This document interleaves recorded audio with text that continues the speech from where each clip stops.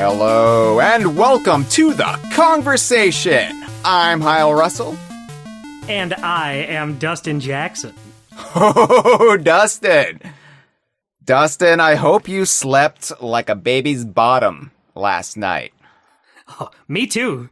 Hopefully. Yeah, you're gonna need the energy for this episode, because let me tell you, nobody else, I can assure you, nobody else has ever done a podcast about this specific topic, because they know if anybody attempted this, their hearts would just give out.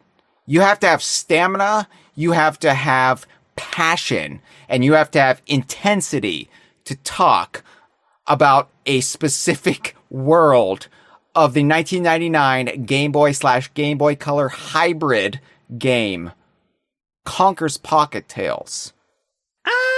Hyle, I'm so excited my head's gonna explode. Well, I hope you can keep your skull in one piece until we get to the end of this. Because, look, Dustin, we obviously, when I say we, I mean most of us at DK Vine.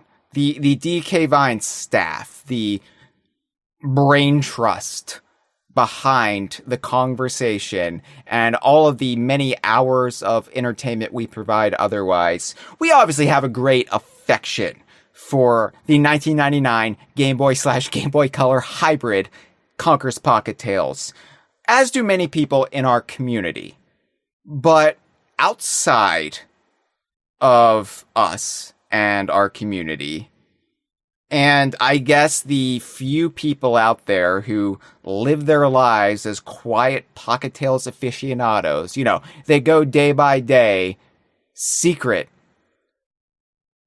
secretly like holding on to their passion for this game, but never daring to speak it aloud for the social stigma that it would bring. Outside of those. Right, we call them cowards. Well, you know, I never want to cast aspersions to anyone who carries a torch for Conker's Pocket Tales, like the torch that Conker carries later in this game. I don't want to do it, because beggars can't be choosers. If you find a fan of the game, you're going to appreciate them no matter what. Exactly. And honestly, I understand peer pressure. I understand what it's like to walk in those shoes and you wanting to fit in. I've long ago cast that aside and said, you know what? It's not about wanting to fit in over there. I want to fit in with my own crowd, and I'm going to bring my crowd to me. Right. I totally agree. I used to hang out with the cool kids every day until I decided, you know what? I think the fine folk at DK Vine get me more than these cool kids. I don't need to smoke to be cool. Well, the truth is, Dustin, we at DK Vine have far more sexual intercourse than the so-called cool kids do these days. That's true. I like to think we learned our prowess from Conker's Pocket Tales. And the thing about Conker's Pocket Tales is it's not like it's a hidden gem, because it's not even that good of a game. Let's be honest. Yeah, of all the games in the DKU, I would say Conker's Pocket Tales is one of them. Yeah, it's not a terrible game. It's decidedly average, which when you compare them to other Rare games of the era, or really pretty much anything from the handheld team, this is one of the weakest links. This is... It's an average game. It's not a bad time, but it's not superlative. It's not up to the standards of Grunty's Revenge or Saberwolf or It's Mr. Pants. It's there, and it's mostly forgotten about. You'll occasionally see some bullshit YouTube clickbait video where, you know, they'll present it like the Conker game you never knew about, or a Conker game ... on the Game Boy. What? Say what? Or, did you know Conker was in a game that wasn't M-rated? Can you believe such a thing? Hyle, would you say this is the second most obscure portable rare game? Because I think the most obscure one would be Perfect Dark. I always forget Perfect Dark had a Game Boy Color version. Yeah, I would say Conker's Pocket Tales is more well known than the Perfect Dark game for Game Boy Color, just because it has DK Vine's backing. Yeah, it's such an obscurity that like it's so weird compared to the Conker game we ended up getting that it kind of stands out. I think like RareNet might have talked about Perfect Dark for the Game Boy Color, and nowadays Rare Gamer would be the only ones really talking about it. But right. Other than that, yeah, like DK Vine, we only cover DKU games, and because of that, we just don't talk about Perfect Dark GBC. So I would agree that Pocket Tales is more well known, but you know, like it's not this forgotten obscura either. Like all these people trying to present it like the Conker game you never knew about. It's like, calm the piss down, you fraud. Like, we know about it. Anybody who cares about Conker probably knows about this. So it's not talked about often, but it's not like it's this memory hole thing either. However, that being said, Pocket Tales is basically ignored by Rare these days. Because ever since 2015 and sort of the dawn of the Rare Renaissance, where Rare has been better about embracing their history, we've had all sorts of things, be it Rare Replay itself or merchandise, references in Sea of Thieves, but we've even had Diddy Kong Racing merchandise in the last few years. Diddy Kong Racing merchandise that honors Conker's role in the game. But the only Conker game that's ever acknowledged by Rare, like outside of, the aforementioned, his appearance in Diddy Kong Racing, the only Conker game proper, it's Bad Fur Day. And to a lesser extent, maybe Live and Reloaded. But Bad Fur Day is the brand in full. And then you've got, like, Chris Seaver all but claiming it's not canon to him, like Pocket Tales. And so it's just never really broached, and it's kind of swept under the rug. It's like, yeah, it happened, but we're not going to focus on that. We're not going to talk about it. And, to us at DK Vine, where everything is canon, we embrace everything, well, except the Donkey Kong Country cartoon and I guess the Super Mario Brothers movie. Those aren't canon. So close. I guess the kids novels for Donkey Kong back in the mid-90s, we don't necessarily consider those canon. We read those on Idaho Cruise streams. They were books. They were books, yeah. And, I like some aspects of those, but I'm not going to sit here and say they're canon. But right. The thing about Pocket Tales is it was a video game released by Rare starring Conker, and it absolutely can work with Bad Fur Day. It can. Yeah. There's no reason it can't. So we just need to figure out how. And Dustin, these destination DKU episodes, we like to really just put ourselves in that physical space, in the game world itself. Help, I'm trapped in the game. Yeah, exactly. We like to look at how it operates, the logic therein. And I really feel like if we do that for the first world of Conker's Pocket Tales, Willow Woods, that will help us determine, in a broader sense, how Conker's Pocket Tales fits in with Bad Fur Day. I really think we're going to make a difference here today, Hyle. I agree. I think we're going to jam together the jigsaw pieces. And I know that's Banjo-Kazooie, but it's all the same shared universe, so I don't care. We're going to do it. We're going to figure out how Pocket Tales connects to Bad Fur Day, and we're going to do it by examining Willow Woods. So if you like Conker, but you haven't played Pocket Tales, don't worry. We're going to explain the ins and outs and general oddities of Willow Woods, because this isn't just, oh, okay, you're talking about the E-rated Conker game. Before it got all interesting, before you had the big-breasted sunflowers, before you had, poop mountains. You're just going to be talking about this really chaste, bland, boring Conker stuff. It's actually, no. There's a lot of freaky shit in Willow Woods. So don't tune us out just because you think this is going to be a G-rated snooze fest. We're going to get lewd, we're going to get crude, and we're going to tell ya how Willow Woods connects to Bad Fur Day. But before we do that, DK Vine's 25th anniversary is coming in just a few days. Oh my goodness, and I didn't even get a gift for it. There's still time. You know what? It's a Pocket Tales episode, so you can just say your presents were stolen.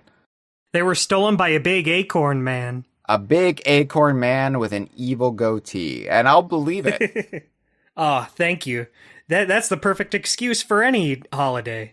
I haven't gotten any presents in years because all of my loved ones pull that on me, and I'm just like, well... Everyone keeps pulling out the evil acorn bit because they know you'll like it too much to not believe it. It's like, I don't like never getting a gift, but I love that it's the evil acorn depriving me of them. No, DK Vine's 25th anniversary, it's going to be on August 22nd, as it is every anniversary, our 24th anniversary, our 23rd anniversary, our 22nd anniversary, our 21st anniversary, our 20th anniversary, our 19th anniversary, our 18th anniversary. Guess what, Dustin? We're going to do a live episode of The Kongversation on that day. So stay tuned for the exact time and details, but it's going to be a good one.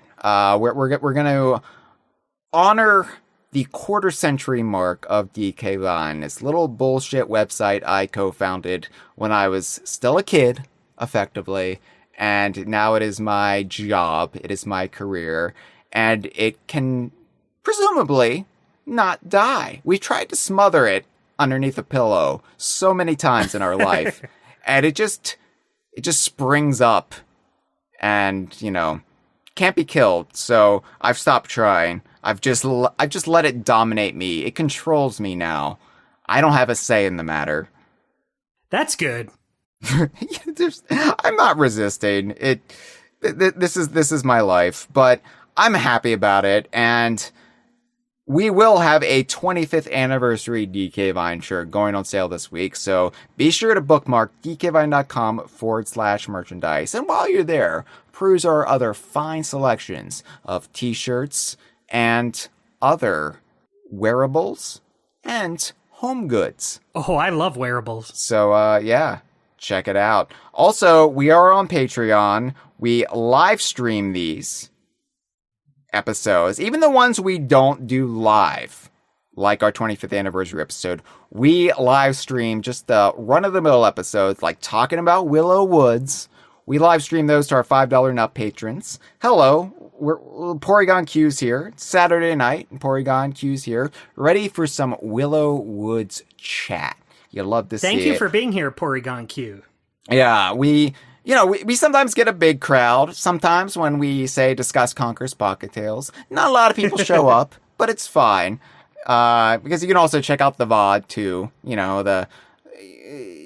don't have to be there live to still hear it early. All of the rough edges and little bits were like, that wasn't good, we'll cut that out. You get to hear the ugliness.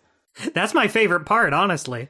Yeah, where we reveal ourselves to not be professionals, where we reveal ourselves to be terrible frauds that are just bad at this. Hey, you know what? It makes us relatable. That's right. It brings us down to the level of the people. Right, so they can see we're not the gods up on high. Yeah, and I feel like that's important because Conker's Pocket Tales is really a populist game. If you think about it, it's for the common folk. It's not about a king. It's not about wars being waged between giant military forces. It's about simple folk living in the forest. And, a saloon town and what have you. The saloon towns that we all go to on a day-to-day basis. It brings Conker back to the soil, where people toil with the dirt underneath their fingernails. Oh, you mean where the worms are? Ew. Nah, We just love kidding. I worms. love them worms. We love worms here at DK Vine. It's well Yeah, established you got me. that we're advocating in Sea of Thieves for TT as an in-game cosmetic, as was promised in the Unity build of Sea of Thieves. We're advocating for Captain Blackeye to, come in the game as an active NPC. And we're advocating for Worm Week, a week dedicated to worms. Our wiggly little pals. Oh, yeah, we love them. We love them. Can't get enough of them. Thank you for being here. We'll check in with the live stream as we go. But, Dustin, we got to talk about Willow Woods on this episode of the KV. It's our first Destination DKU on the Conker series. And that's kind of why I wanted to start with Willow Woods. Well, I wanted to do a Conker episode anyway, because it's weird. There are ebbs and flows of, I think, what is hot in DKU discourse at any time. And I've seen a weird uptick in interest in Conker over the last month. And I don't know why it is. That's so interesting, because just the other day, I was also in a Conker mood. I was looking up like YouTube video essays on Conker stuff, just kind of looking at the old Other Bad Day design documents. I was really feeling the Conker spirit around that exact same time. It's weird. I don't know if it's the barometric pressure. I don't know if it's hurricane season. Something about it is really just making us all horny for Conker. And I thought, you know what? It's time we do a Destination DKU anyway. We haven't done one in a bit, and I think we should do an episode about Conker. And it's like, should we do Windy from Bad Fur Day? Should we do Pooh Mountain? Shouldn't do Bachelor's Mansion because, well, that would be a more October-esque episode. Right, getting into the spirit of things. And then I was like, if I'm going to do a Destination DKU on Conker, I kind of want to start from the very beginning. The very first area you see in the Conker franchise, Willow Woods. And that really, led me down a deep hole, Dustin. Because you think, oh, well, there's not much to say about Willow Woods. It's pretty one-dimensional. It's pretty rote. It's a woodland that Conker lives in, and it's kind of serves as, it's a full world, but it's also sort of a hub where it connects to all of the other worlds in Conker's Pocket Tales. Right. It's like, is there really much to say? And I started compiling the show notes, and I was like, well, there's more to say than you might think, and all of it is weird. It really, It's a very weird game. Pocket Tales is, on the surface, very benign. And then you start playing it, and you're just like, this is bizarre. This is just... It's not really unsettling, ever, but there's just this sense of surreal... the surreal aspects of day-to-day life for these characters. What does this functionally look like when Conker is not running around trying to reclaim presents that the evil Acorn stole from him? And, oh yeah, his friend Barry, who was also abducted at the party. So, just breaking it down in the show notes, I was kind of taken aback by how freakish everything in the world of Conker is, even in the simple Pocket Tales. So let's get into it, Dustin. Let's get into Willow Woods. Now, I'd love to get into it, Hyle, and this was a great choice so I only just beat Conker's Pocket Tales for the first time a couple years ago. But even before that, I had, I dabbled, I dipped my toes in the Conker's Pocket Tales pool a few times. So yeah. I was more familiar with this, just the opening of the game in Willow Woods than anything else in the game. Yeah, when I approached you about doing this, because I was like, I want to have Dustin on for a Conker episode. And I got in my head like we should do Willow Woods. And then I paused and I was like, wait, has Dustin even played Pocket Tales? And maybe I was just remembering a couple of years back when you hadn't yet played it, which was kind of mind-blowing for me because I just think Pocket Tales is a game everybody on staff has played, especially with your relationship with the Idaho crew. I had known about Pocket Tales. Like, I knew certain locations. I had watched Ape play a few times. Yeah. But I had never really done the whole adventure on my own. Before then, anyway. Now I'm an expert. Yeah, Ape, Adam and Andrew, they are kind of intertwined with Pocket Tales in my head because that's sort of what brought them into our nexus was their relationship with Pocket Tales. But they infamously tried to recreate it in Project Spark. Right. I forgot all about that. Yeah. So, Willow Woods, I'm glad you're primed, up to speed, because I can't wait to dive into this with you. Willow Woods is Conker and Barry's homeland in Pocket Tales. I mean, not just in Pocket Tales, it's presumably their place of birth, their hometown, if you will. And, you know, it is what it sounds like. It's a sprawling woodland. But weirdly, and I've like gone through it again, I have found no visible willow trees throughout Willow Woods. Yeah, they just like the alliteration. They're like, well, we don't want to plant willow trees, but we like the name too much to change it. Yeah, there's pine trees, there's oak trees. And of course, you know, the acorn people imply oak anyway. But yeah, I was like, I guess there's a willow tree somewhere, but we never see it. It's bizarre. I mean, I love the alliteration. Willow Woods is a very evocative, memorable name. But yeah, I've not seen any willow trees in either version, the Game Boy version or the Game Boy Color version of Pocket Tales. And by the way, for those who aren't aware, you know, I keep referring to both versions. I refer to as a hybrid. It was a hybrid cartridge where if you put the game in a original Game Boy Pocket, or Super Game Boy, you would play the original build of Pocket Tales, the one that Rare's handheld team basically like finished in no time at all.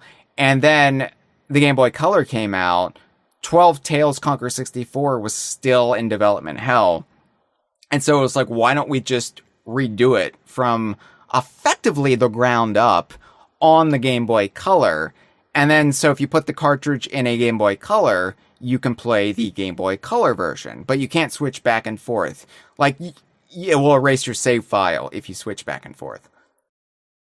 Can you switch back and forth? Like, if you had a, like, Game Boy Color or GBA, could you play the normal Game Boy version? You can't play it on, like, you can only play the Game Boy Color version on subsequent Game Boys. The Game Boy Color on, like, to the Game Boy Advance. Right, but it doesn't... So you can only play the original Game Boy game on the Game Boy or Game Boy Pocket. I believe so, yes. And it will delete your saved data if you go back and forth. So you can only have one operating version at a time.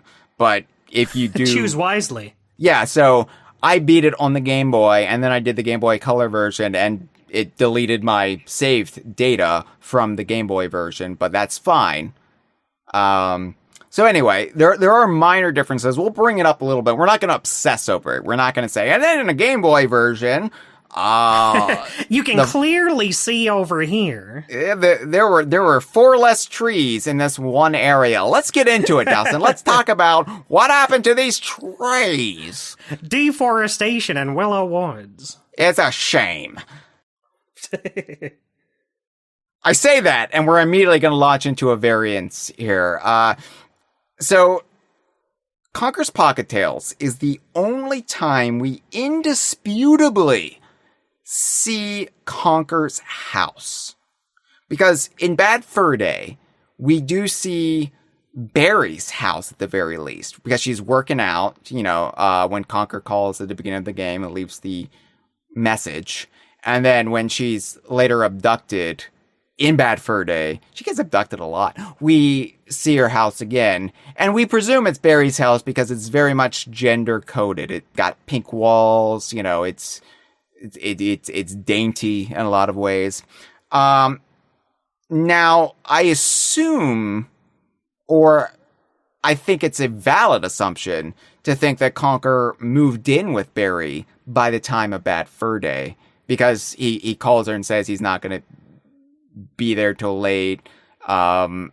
He says at the end of the game he just wishes he could go home with Barry. So I assume they're living together, but it seems like it was Barry's house and Conker moved in after they started dating after the events of Pocket Tales, because in Conker's Pocket Tales, at the beginning of the game, it's kind of established they're just friends, right? Like they don't have a actual romantic relationship. But then at the end of the game, when Conker defeats the evil acorn and rescues her, they have this moment by Mushroom Lake in Willow Woods where they're holding hands and they look into each other's eyes, and you know they're gonna start fucking. Right? Yeah. That is exactly what I said after I beat the game. I said, "Oh, they be fucking all right." Yeah, I remember. I was like, "Oh, they fucking." So when I said that, people who have played Pocket Tales have a greater sexual prowess than those who haven't, it's because we learned the smooth moves from the end of the game. We know how to get the romance fires blazing hot. Right. First, all you got to do is find all of your stolen presents and defeat an evil acorn person. It's not hard. It's really not. It's simple science, really. Do you know how small acorns are compared to the human body? You just stomp them. Yeah, I've stomped on so many acorns in my life, and I didn't even care. I didn't even stop to think about it. So here's the thing about Conker's house in Pocket Tales, though, because it's very much a different house than the one we see in Bad Fur Day. And I assume that Barry's house in Bad Fur Day is in Willow Woods, because we never see the actual location anywhere in Bad Fur Day. We'll touch upon that later when we try to figure out how the worlds are connected. But Conker's house in Pocket Tales, it's interesting because in the Game Boy version, Dustin, there is a single bed. And then in the Game Boy Color version, there are two beds side by side. Oh my goodness gracious. Like 1950s, 1960s sitcom style, like twin beds pushed up next to each other. So, right. I'm thinking in the Game Boy version, we're seeing Conker's bedroom. In the Game Boy Color version, we're seeing his parents' bedroom. I think Conker's still living at home at the time of Pocket Tales. That makes sense. And then after he starts dating Barry, they move in together. And so, if we are to take Bad Fur Day's marketing at face value, I know Chris Seaver disagrees with this, but I'm sorry, like, Chris Seaver, it said that Conker was 21 in Bad Fur Day. Conker would be... Yeah, I gotta stick with that. It just works better. It works better. So Conker would be 19 in Pocket Tales. So, I mean, nowadays, people live at home for far, far longer than they did even in the late 90s. But I think it's reasonable that Conker, still lived with his parents at this time. So right, anyway. he's not quite ready to venture out into the world on his own just yet. He maybe just graduated from high school not that long ago. He's not ready to start his own life out there in the wild. And honestly, seeing what he made of it by the time of Bad Fur Day, it was probably like not smart that he moved out when he did. He should have stayed put and matured for 5 more years, at least 10 more years. Right. But, it's life experience. Sometimes you got to break a few eggs. Yeah, he broke a lot of eggs, Dustin. That's true. Many people died. Yeah. So anyway, but this is Conker's house, and really quick, broad overview of Willow Woods, important landmarks, and we'll hit them like more thoroughly here. But landmarks include the Forest Guardian's cottage, a windmill, which is kind of a staple of the Conker series. The Forest Wong's cottage, more on that guy later. The spooky forest, oh my god. Ah! An old barn, and what appears to be the main center of commerce in Willow Woods, Mushroom Town. Mushroom Town.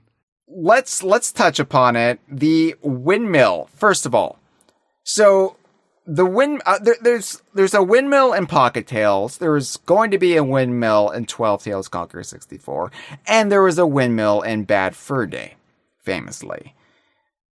The thing is, I don't think this windmill is supposed to be the same windmill as the windmill in Bad Fur Day. You think they just have multiple windmills? You think they can just go around having multiple windmills here? I do, because I think, it's like, Holland? I mean, like, it's... Any place that has one windmill is likely to have at least two windmills.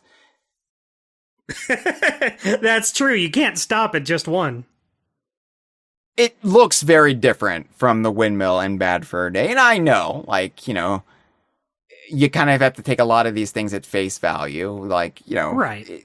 It might be supposed to be the same windmill, but the thing is, people look at Pocket Tales and they look at it like it's a direct adaptation of what 12 Tales is going to be.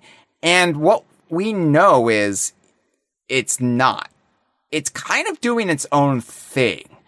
From what we know about Conker's Quest and 12 Tales Conker 64, it was just gonna kind of go off in its own direction. Or rather, Pocket Tales went off in its own direction.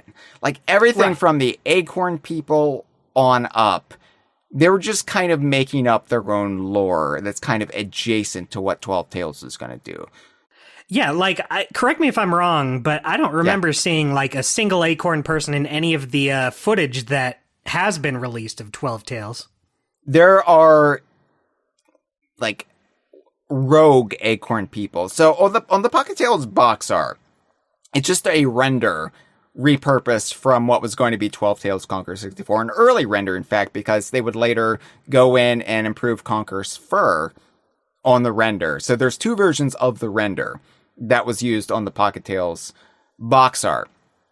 But it's Conker holding a slingshot in front of the windmill, and behind him are numerous Acorn people, but they're baddies. They're right. attacking you. In Conker's Pocket Tales, the only evil Acorn is the evil Acorn. The titular evil Acorn himself. All of the other Acorn people are generally well-meaning folk. They are the citizens, they are the administrators, they are the proprietors of the shops. Like, everybody you encounter in Pocket Tales, generally speaking, except for the bosses, except for the enemies, except for Barry, and except for the rare cows, are Acorn people. So, what a strange choice. I think the Pocket Tales team was just inspired by what was happening with 12 Tales, but they weren't beholden to it, which, worked out for the best anyway, considering 12 Tales didn't even really get released in that form. So, right. I look at the windmill in this game, and I'm like, I don't even think it was going to be necessarily Willow Woods in 12 Tales. So, I think it was always going to be a different windmill anyway, regardless of the 12 Tales to Bad Fur Day evolution. So, I get that.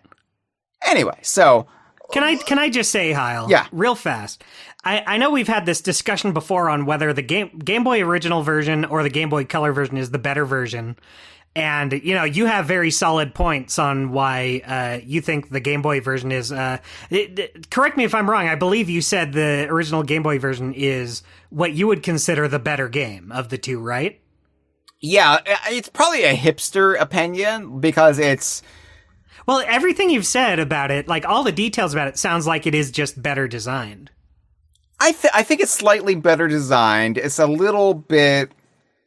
It doesn't look as pretty, obviously. And there are some limitations, like there are save points instead of being able to save anywhere. So it's actually the last Rare game to utilize save points. And there are these little kiosks that Conker has to find with a spinning S on top. And he saves his game on there. But like generally speaking, I just think it's a little bit more polished. I don't want to say the color version was a rush job, but it just feels like there was something lost in the translation. Maybe they just some things slipped through the cracks here and there. Yeah, I'm not sure. Like it's still a functional game, and it looks a lot prettier. Obviously, I mean it's honestly one of the better looking Game Boy Color games, just as far as I would say presentation. Like the colors pop, everything looks clean. Like compared to like Donkey Kong Country for the Game Boy Color, where it almost feels like a Super Game Boy game at times, with just sort of the way the colors operate. Everything is just within the lines. Everything is it feels like a proper colorized game.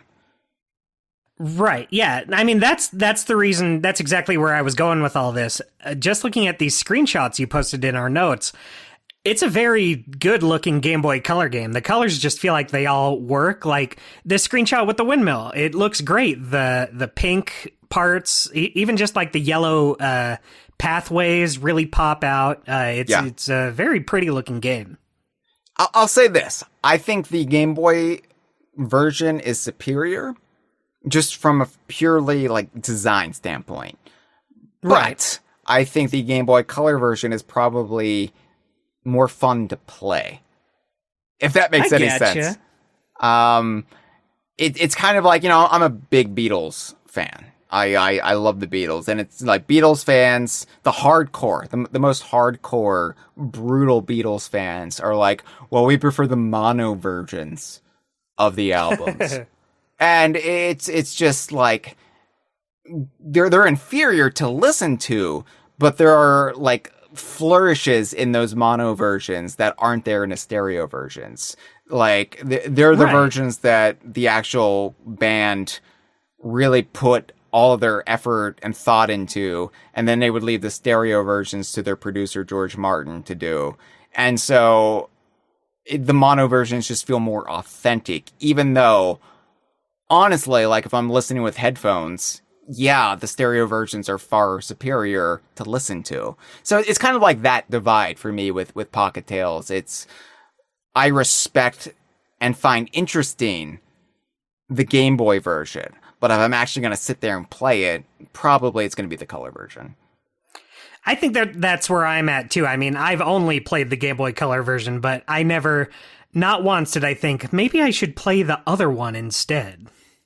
It's definitely worth your time to play it. And the thing is, I talk about Pocket Tales being memory hold.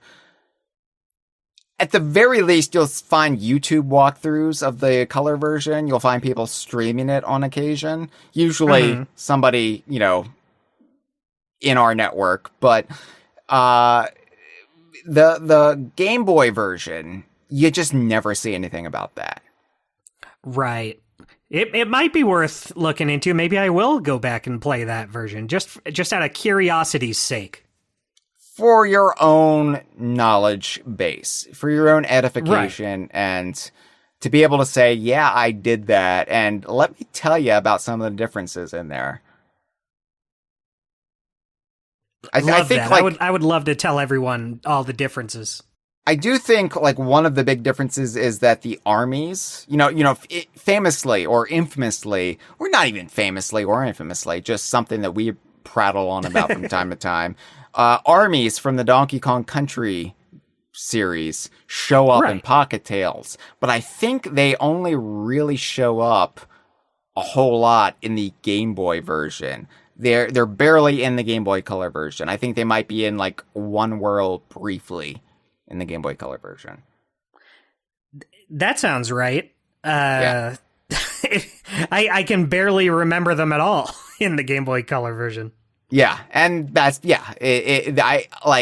I've tried to go looking for them, and I'm like, wait, did I just hallucinate armies in the game? I've always gone on about how there are armies in the game, but no, they are like present a lot more in the actual Game Boy version. Anyway, that being said, yeah, the windmill is very pretty. Honestly, I love the design of this windmill. It's compared to the box art. The box art is actually the 12 Tails windmill. Is not really representative of how it looks in Pocket Tales, but it's in game it's all green, and it's got like its blades are pink, so it's pinkish purple, so kind of like ukulele colors, grabbed by the Ghoulies colors, but it really works for a windmill. Anyway, the windmill itself. So there are acorn people all around Willow Woods. I mean, this is, I think, where the acorn people originate from, is Willow Woods.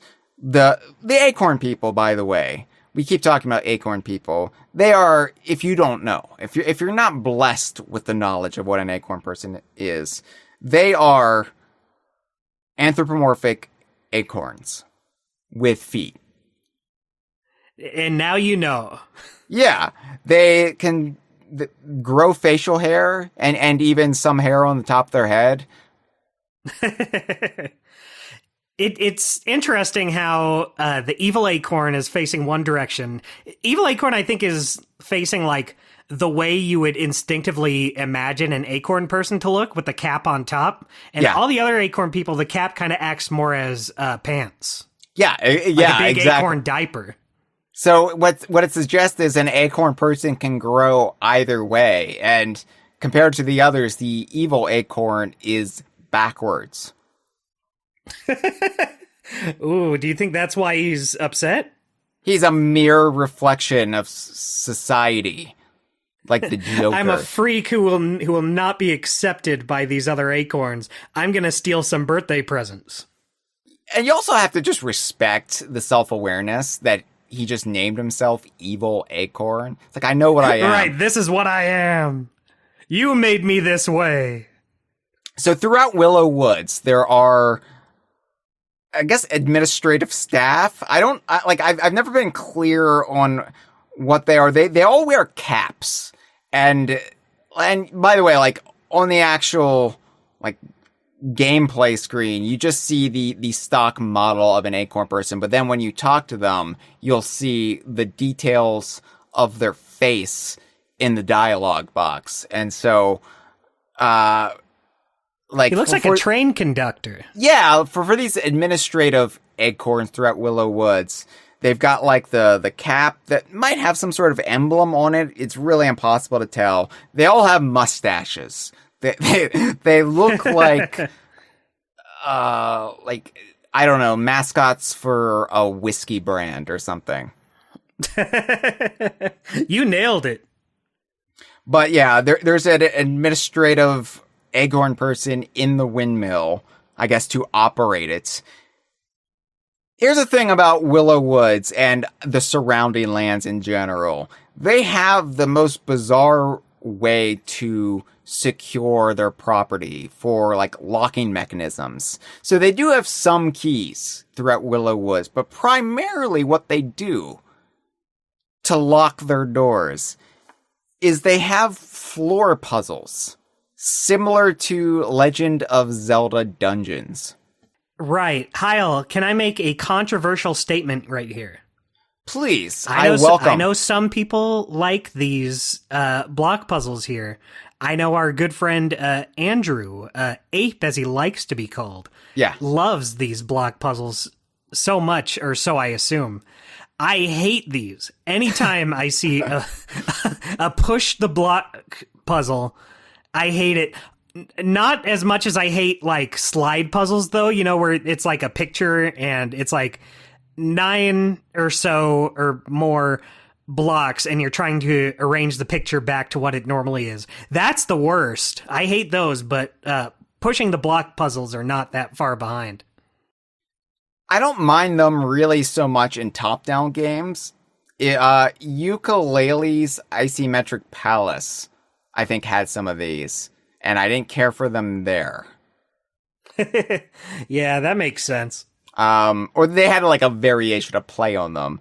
I don't really mind them, but here's the thing. I think they work a lot better in the context of this ancient dungeon, this ancient temple, than they do a windmill in a forest or a cozy cottage in a forest. I'm like, what the hell are you doing? Why do you have these crates on the floor and this elaborate puzzle where you have to push the crates and that will unlock your door? Wouldn't that get cumbersome? Wouldn't that be tiring? You have keys in this world. Yeah, just use the keys. Just use more keys. Just buy new keys. Like, what is your deal? And I like this eccentric behavior of the Acorn people. Like, this is just their culture. This is the customs that they have. And I guess long ago, they came up with block puzzles or floor switches. And they were like, yeah, this is the way to go. Maybe it's because most Acorn people don't have arms. Yeah, how do they even push these blocks? Well, they use their bodies, but I'm saying, like, that's easier to do for them than actually turning a key. I guess that's true. You know what? They don't have the arms or hands to be unlocking doors with keys all day. Yeah. So, that at least explains some of the logic therein, but I'm glad we talked about this. It was going to eat away at me. Also, in the windmill in Willow Woods, this is where Conker gets his slingshot.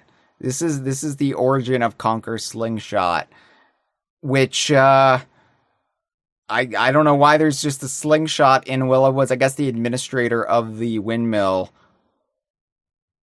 just kept a slingshot just in case, anybody tried to break in to steal the grain. I don't fucking know what this windmill does, but they had a weapon that fires Conkers, like the actual nut. I like that the slingshot is one of the few elements that's carried over into almost every single iteration of Conker. Yeah. I don't know if it's in Young Conker. I don't know what's in Young Conker in general, but like it's here, it's in Bad Fur Day, obviously in Live and Reloaded. It's just, and he doesn't use it as much there as he does in Pocket Tales, but right. It's still one of the many weapons he uses. Yeah, it was going to be one of the weapons in Conker's Quest, and it just carried over throughout the entire franchise, albeit, most people nowadays remember the time where he uses his piss. Yeah, now that's his signature weapon. And actual, like, military grade weapons. But yeah. So let's talk about some individual Acorn people, Dustin. Okay. So the primary mover and shaker of Willow Woods is... They've got some very apt names, these Acorn people, because we got the Evil Acorn, and then we have the Forest Guardian. I wonder what this guy does. The thing about the Forest Guardian is, you think, what would a Forest Guardian look like? And you think some sort of, like, magical Tolkien character, like Tom Bombadil, somebody dressed in, like, very earthy clothes with a big bushy beard and like, hello there. I'm one with nature. Yeah. Or maybe like Mother Nature, right? Like this very like feminine ideal, this goddess who is one with the woodlands. The Forest Guardian is a dude with a mustache, like Zapata mustache, and angry eyebrows, very angry eyebrows. So the actual like dialogue box for the Forest Guardian, he just looks sinister. He almost looks like if like John Waters' Mirror Universe equivalent came over to wreck some shit up. And our own Matt Corna painstakingly created renders for faux renders, but renders nonetheless, of all of the primary acorn people in Conker's Pocket Tales. So all of the renders, they look great. Yeah, all of the renders you see, aside from the evil acorn, are Matt Corna creations. And he did a wonderful job of creating the Forest Guardian in render form. I mean, it's spot on. It looks just like his dialogue box. Yeah, if you told me this was just official, like a real render, I would believe you. It looks perfect. Well, thankfully, Rare did provide a generic acorn person render, which Matt used as the basis, like a Mr. Potato Head, for all of the acorn people renders. And yeah, if you go to the DK Vine gallery, dkvine.com, click on the gallery, click on artwork, go to Conker's Pocket Tales, you'll be able to see all of these. They're fantastic. We also have an acorn person maker on DK Vine, which you can create your own acorn person with all these pre-existing elements. It's terrific fun. But yeah, you can play God all you want. And in fact, one of the elements you can actually utilize is to make your acorn person look like Jesus, the Son of God. That's awesome. See, that's the magic of DK Vine and the reason why it's withstood 25 years. That's why we'll be here in 25 years from now, is just good-natured, wholehearted brilliance. Like, what if Jesus was a tree nut? Yeah, see, that's wholesome family fun. Nobody else thinks in those terms, you know? So anyway, the Forest Guardian, I assume that the Forest Guardian is the closest equivalent to, like, the mayor of Willow Woods. The Forest Guardian is a protector, nonetheless. And he specifically guards a section of Willow Woods called the Spooky Forest. It's literally called the Spooky Forest. And the thing about the Spooky Forest, Dustin, it doesn't actually seem to be haunted by any discernible ghost. At the very least, but it's spooky enough to scare off tourists. Yeah, when you hear, a spooky forest in a video game, you expect to run into some supernatural encounters. Like, Donkey Kong Country 2 had the ghost ropes, and it had a couple Kremlin ghosts mucking about. Had Crow as a ghost at the end. So you saw a ghost. True, yeah, that's spooky stuff. This spooky forest, it just seems to be hearsay. Like rumors, like, it's a little creepy. There's probably ghosts in that forest. It's so spooky, but there's probably something in there. Really, the only thing that makes it spooky is the trees are slightly more gnarled. Does the music turn to like the spooky version of the theme in the Spooky Woods? It's been a while. I don't remember. Forest. I don't remember, honestly. You know the music I mean, though, right? Yeah. In the cave, da da da da da.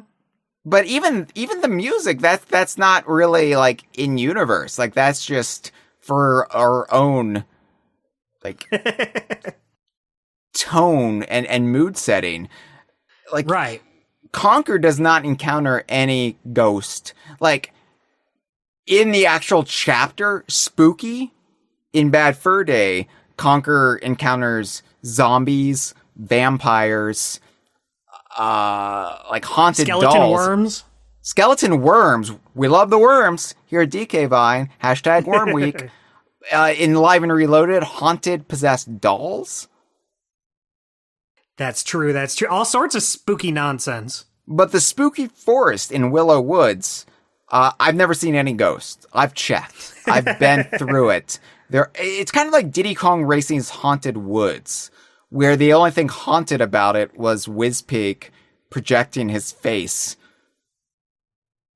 Those are pretty scary, though.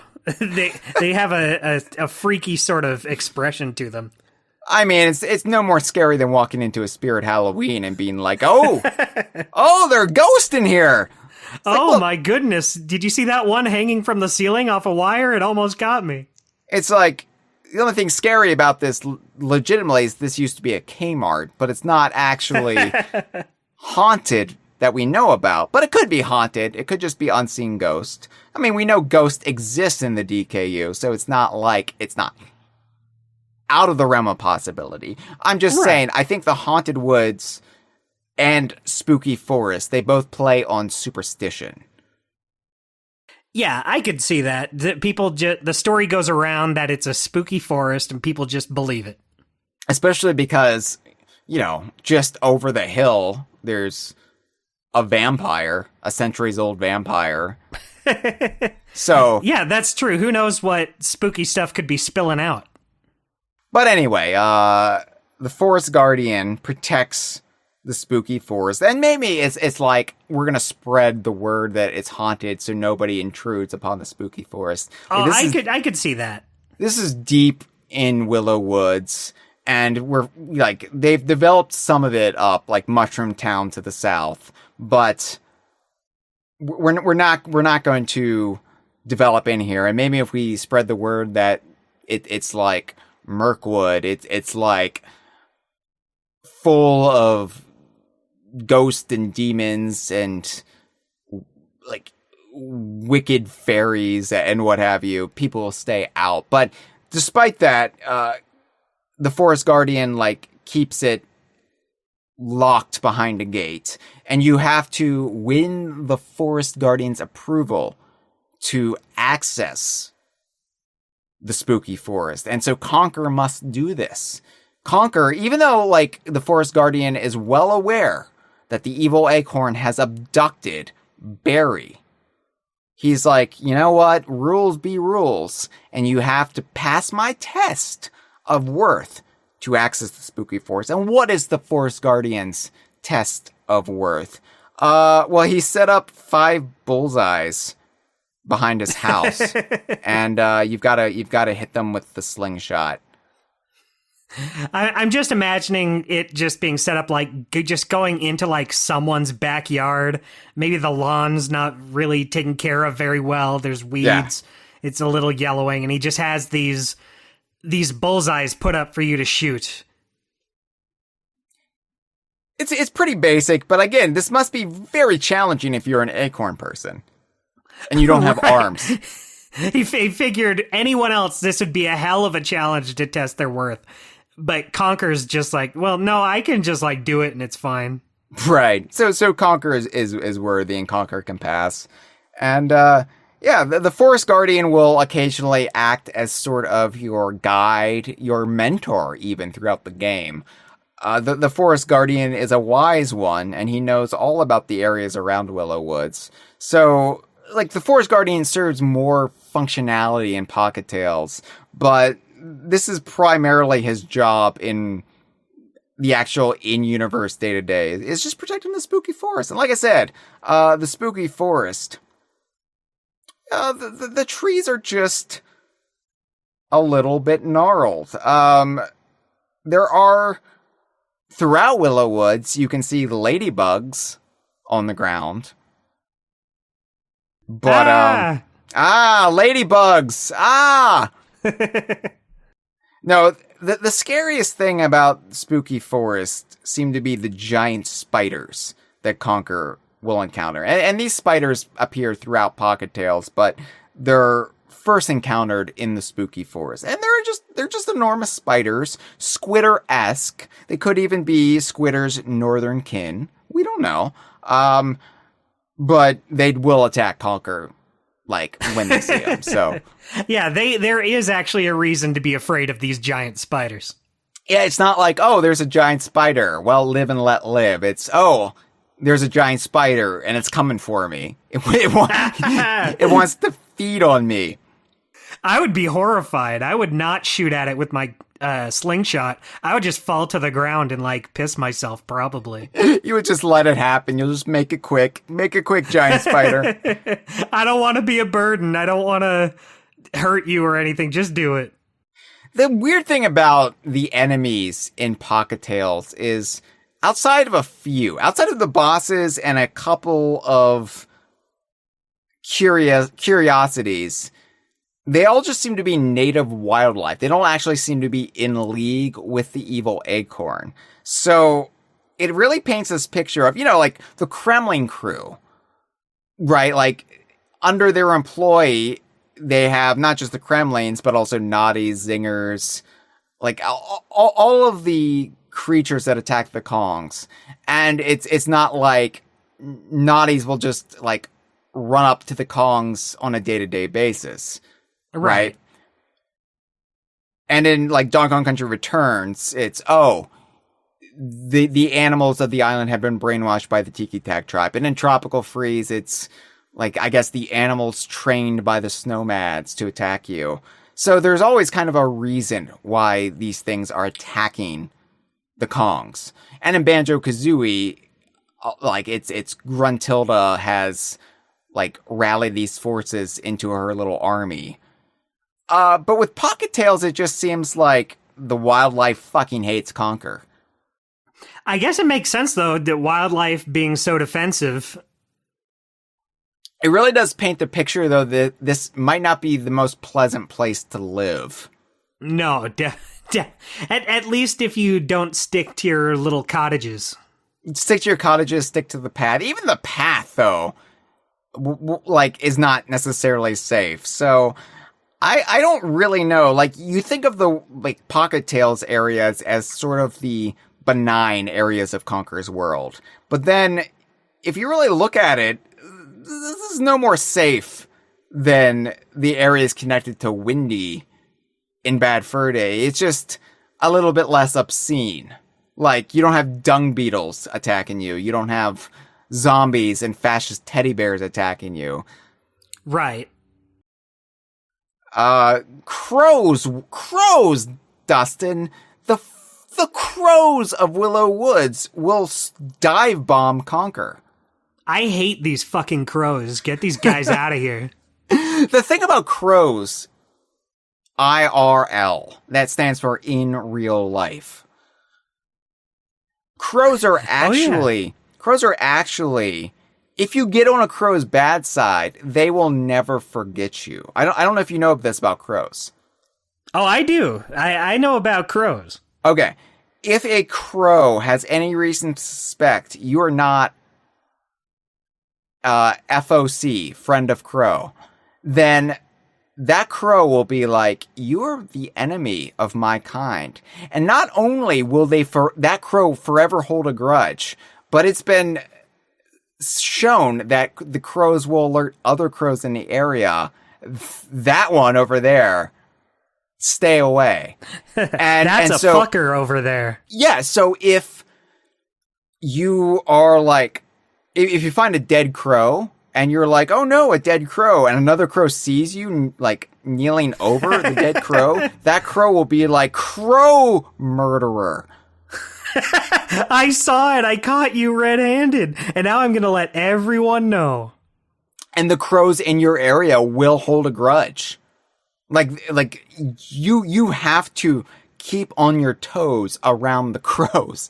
And I would feel so bad. It's a helpful rhyme because, yeah, they have like, just the most pristine memories. And so I would feel so bad because I like crows. I think they're cool. I would feel like shit if I was just like permanently on the bad side of crows. on the shit list. Yeah. And so my only assumption here is that at one point or another, Conker found a dead crow. The crows of Willow Woods saw him with a dead crow. They assumed it was Conker, and they just have it out for him.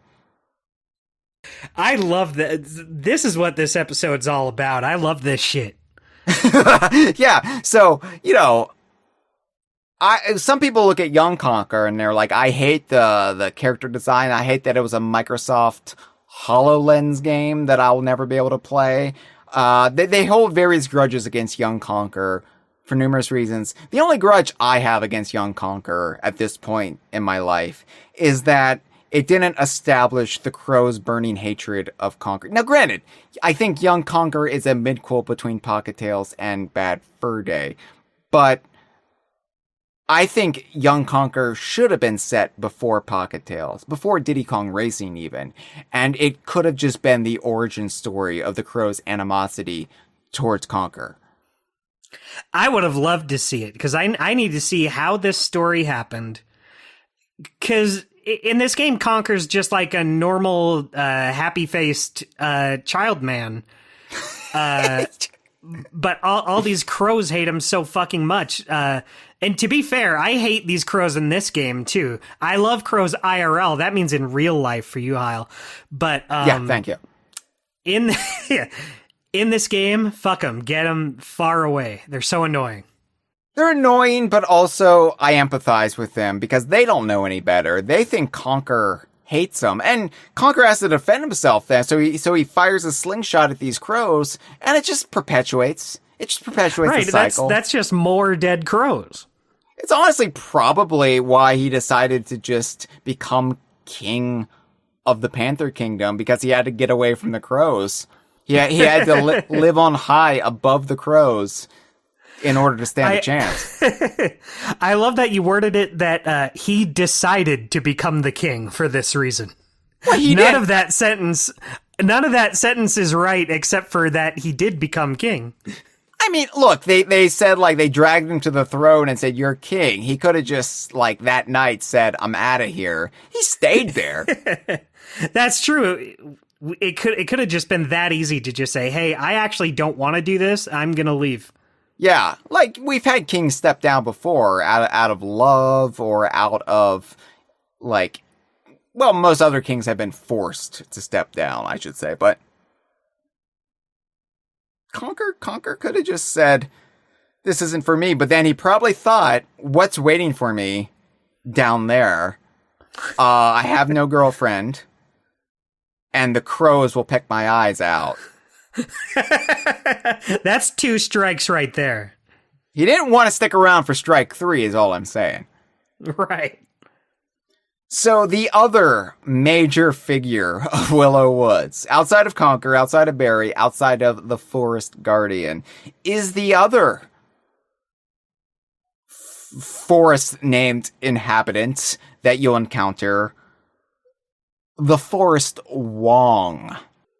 He looks like you. Well, I don't have just one buck tooth. No, it's really just in, like, the hair region. Yeah, okay, so it's funny, because some people, like, who I meet, they ask me if I wear a toupee. It hasn't really happened recently, but I remember, like, back in the day, there was this girl I dated, and, like, she said, like, at first I wondered if you were wearing a toupee, because I didn't think your hair was real. And I feel bad about then turning that around and applying it to this guy, because I'm like, is he wearing a toupee? Because I think it makes more sense for acorns. Yeah, we've established acorn people can have hair. They have hair follicles somehow, but I don't know, it just looks unnatural. It kind of reminds me of Swanky Kong's toupee in Donkey Kong Country 2. Right, maybe he was a bald acorn person. He just wanted to look a little nice. Not that there's anything wrong with being bald, of course, but, it just wasn't for him. Bald is beautiful. Dustin, and Yes. it's not for me. I would look hideous as bald. I'm glad. That's how I feel about myself. Yeah. Glad, I just glad couldn't see. I'm very glad that knock on wood. I'm glad I am not balding yet, because boy, I would be just horrified. Yeah, I'm 40 and I have no signs of male pattern baldness. So knock on wood. You know, I'm sure my hair. For you, Hyle. Sure, my hair will thin a little bit as I age, but I don't want to look like the Forest Guardian. I want to keep looking like the Forest Wong. Well, hey. I think that's a great way to look at it, though. You can just say, "Hey, you know what? I used to be Forest Wong. Now I'm in my Forest Guardian days." Yeah, whenever I'm at the barber and they're like, "Your hair is so thick. Do you want us to use the thinning shears on you?" And I'm like, "No, I want to look like the Forest Wong. I don't look like the Forest Guardian yet." And they're like, excellent choice. I know exactly what you mean. They're like, "Oh, yeah, you speak my language." Because they are one of the quiet Pocket Tales aficionados I was talking about. The ones who don't dare speak its name unless they know they're in polite company. Right, he gives you a polite smile and nod. So, the thing about the Forest Wong is he is established as a hermit. And this is in the Conker's Pocket Tales instruction manual. I went diving into the instruction manual to make sure I was up on my lore, Dustin. And I was. That's awesome. Nothing contradicted what I previously believed. But the Forest Wong is a hermit who lives deep through the spooky forest. And the thing about the name, Forest Wong, is that DK Vine we've always just assumed it might be a title of sorts. Like, well, what is a Wong to the acorn people in Willow Woods? Does it just mean you are, like, if you're one with the forest, or if you're a recluse, that means you're a Wong? I guess so. How did that etymology come about? Like, what the hell does that mean? It's also weird to have both a Forest Guardian and a Forest Wong if that's the case. Like, is one like the president and one's vice president? right, like, yeah. It's like, oh, we have Forrest Biden and Forrest Biden. Harris Wong, that doesn't really work. But yeah, like, it's, I don't think thinking it through that Forrest Wong really has much in the way of like political power. Forrest Wong seems to be more of a recluse. In actuality, let me just explain. There is a rare employee, a long tenured rare employee by the name of David Wong, who was a tester on Pocket Tales, and as Q&A tested up through Battletoads 2020. So, like, when I say long tenured, I mean long tenured. But I assume this is just a laborious in-joke. Why they decided to, like, elbow David Wong of all rare employees, I do not know. But maybe they just liked how it rolled off the tongue. Maybe David Wong just prefers to keep to himself, and it was just like, you're a hermit, David Wong. You're a regular. You are as if an acorn were a hermit. And it was like, we gotcha. We made you a character in Pocket Tales.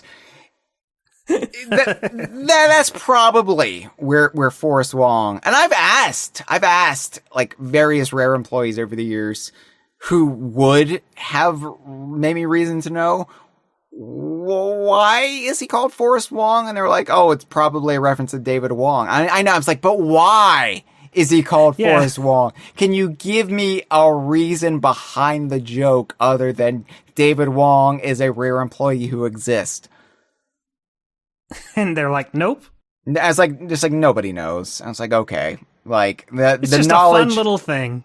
The knowledge is arcane, and it's probably been lost to people's faulty memory, because unlike the Crow, unlike the noble crow, it seems like rare employees have very poor memories when it comes to the making of their games. And it like with each passing year, they remember less or they mix up details. And so here I am trying to keep it straight as the like lore keeper of both in universe and also behind the scenes. And it just becomes this arduous task the more we barrel ahead into the future. But well, anyway, hey, Hyle, we're only human. I try to be so much more, though. I try to be like the mighty crow. I try to ascend my Homo sapien origins to have the memory of the crow and the durability of the acorn person. This is like a superhero team who has like the power. I have the power of crow. I can remember so many dates. I have the power of acorn. I don't know what that means. I can push crates across the floor really like well. Nobody's business. Just don't give me a key. Oh, I won't know what to do with myself. I'll be fucked. Anyway, yeah, I'm guessing like Wong, however the, again, etymology evolved in Willow Woods, Forest Wong means like forest recluse. Okay, so. Okay. The Forest Wong, though, seems to be in league a little bit with Forest Guardian because Forest Wong seems to guard access to Mushroom Town, which again, Mushroom Town seems to be the main center of commerce in Willow Woods, like where everybody goes to buy groceries, for example. Like, oh. So obviously they have to guard it. Well, here's what I think happened. And it's not really explained in Pocket Tales. This is just extrapolation. This is just using logic. And I know, applying logic to Conker's Pocket Tales. It's a dangerous game. But I'm doing it. I think that Evil Acorn showed up, which we haven't really explained what Evil Acorn is. Like the why of Evil Acorn. And maybe this is besides the point. Maybe this is getting too far astray from Willow Woods. And it's getting too deep into just general Pocket Tales chat. But Evil Acorn is never really explained why. In the instruction manual, he's just referred to as Conker's nemesis. I like to think that's a one-way thing. Like, Conker had no idea this guy even existed before today. Well, okay, so here's what I have. Again, I've connected the dots over the years, and this is what I have said in the past here in the conversation, what I think Evil Acorn is all about. So, the first reference to Barry in the DKU happened in Banjo-Kazooie. In Rusty Bucket Bay, one of the sailors has an autographed picture of Barry in their bunk. And that's our first glimpse of Barry in the DKU, right. Banjo-Kazooie. So from that, it's like, oh, it's an autographed picture of Barry. I guess Barry is some sort of starlet, some sort of famous person. The kind of person you want an autograph from. Yeah, like maybe like a pop singer, maybe like a Disney Channel-esque star, like, you know, like some sort of actor or right. She starred in the Lizzie McGuire of the DKU.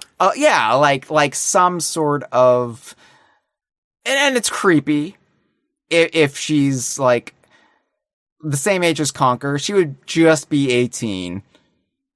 In 1998, during the time of Banjo-Kazooie, so it's probably creepy that this sailor has a picture of her, but maybe the sailor is also 18, maybe grew up watching Barry on whatever the equivalent of the Disney Channel is, and had a huge crush on her, and, you know, had her picture. But I just took that to mean that Barry was a famous person, and so the Evil Acorn is Barry's stalker. The deranged fan who just couldn't take it anymore and had to find a way to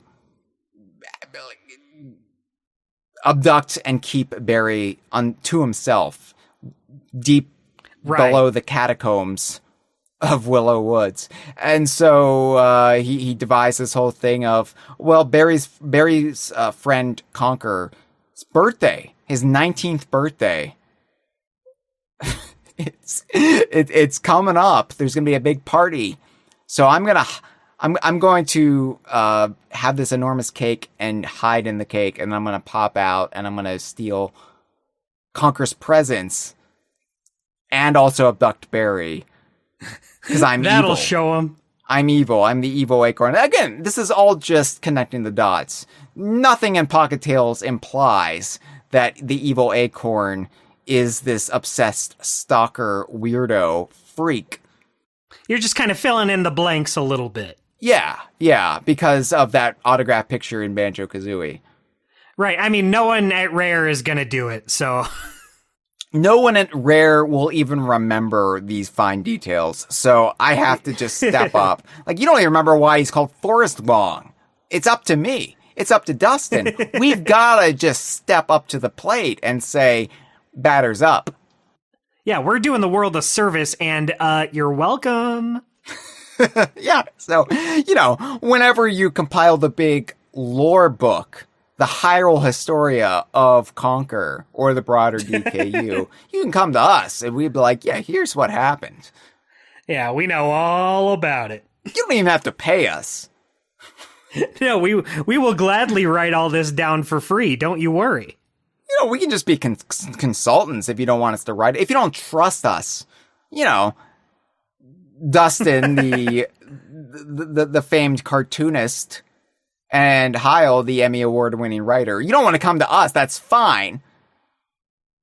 We don't do it for the credit. We don't do it for the career boost or even the adulation. We do it because we believe in the DKU. Yeah, we do it because it's just the right thing to do. Damn straight. So anyway, the Forest Wong guards access to Mushroom Town, and I assume it's locked down because Evil Acorn is mucking about. Barry, the famed Barry of Willow Woods, has been abducted, and so it's kind of like when you have a code Adam in a store, and they like guard the doors because we have a missing child, right? Uh-huh. I was gonna say the Idaho crew has a code Adam every day. You can't go to the supermarket with him because he always goes missing, and you have to go to the manager, you have to go to an employee and be like, we lost our Adam, and they're like, code Adam. This happens every time. Yeah, so I think what happened is they locked down Mushroom Town. Again, it rhymes. Where they, like, all these shops that the evil acorn could have been hiding in, they just did a code Adam across every single shop and, like, place of business. And so what the Forest Guardian does is he goes to Forest Wong and he says, will you hold the key to Mushroom Town? We have a code Adam. That makes sense. I think that just, like, not even any jokes about it, no sly little comments. It just totally makes complete sense. Because as the hermit, as the Wong of the Forest Guardian knows he can trust Forest Wong to, like, come through in a state of emergency. And the state of emergency was there is a psycho stalker, a regular acorn that is quite evil. And we need to guard the citizens and do what we can to help get Barry back. And they do this by locking down the Mushroom Town. Right. We can't have the evil acorn going into Mushroom Town and, like, stealing all the rice or whatever. Evil acorn loves rice. He just does. He just like, oh, what's for dinner? It's a big steaming bowl of white, unbuttered, unseasoned rice. And right. You could say that's quite evil, but honestly, that is my preferred dinner. As somebody who hates food, as somebody who just is bothered by the whole act of eating, I'm like, what's for dinner? 9 times out of 10, it's rice. Why rice? Because rice is nice. rice is nice. When you lock down the mushroom town, it's because the rice is nice. You got to protect it. For me. Man, we are on a roll today. For me, Dustin, I don't like food, but I love pills. Because food upsets my tum-tum. It gives my tumbly the rumblies, and I got to go do a poop before I do the oop. There's our poop talk for the episode. Must be a Kongversation. Must be a Conker episode. Oh, that's never stopped us from talking about doo-doo, feces, and diarrhea. That's right. And cum. We love cum, too. High five. That's true. Let's go down the list. Yeah. We love cum. We love doo-doo, feces. We love farts and pee-pee. Well, he talks about pee-pee already, because Conker, he spreads his pee-pee all over the fire lamps. We can probably call this an episode now. No, there's still so much to talk about Willow Woods. But anyway, I'm just saying, I like rice, so I can agree with the evil acorn here, because I don't like food, but I love pills, because pills, unlike food, make me feel better. I've got a headache, I take a pill, no more headache. Right, and what is rice but a bunch of little pills? Little pills that provide you sustenance. God damn, I love rice. This episode rules. We're doing a good job. You know what? After this episode's over, I'm going to celebrate. I'm going to go into my refrigerator. I'm going to find the rice that's already made. I'm going to microwave it. I'm going to say, yum, yum, give me some. Celebrate good rice. Come on. In a live stream, Me Muppet says, hard seltzers and DK Vine time. Hell yeah. You know what? I decided not to have my hard cider for this episode because I wanted to be sharp. I wanted to be caffeinated. So I tried one of these Celsius drinks. Is it good? It's like a new energy drink, but it's like 0 sugar.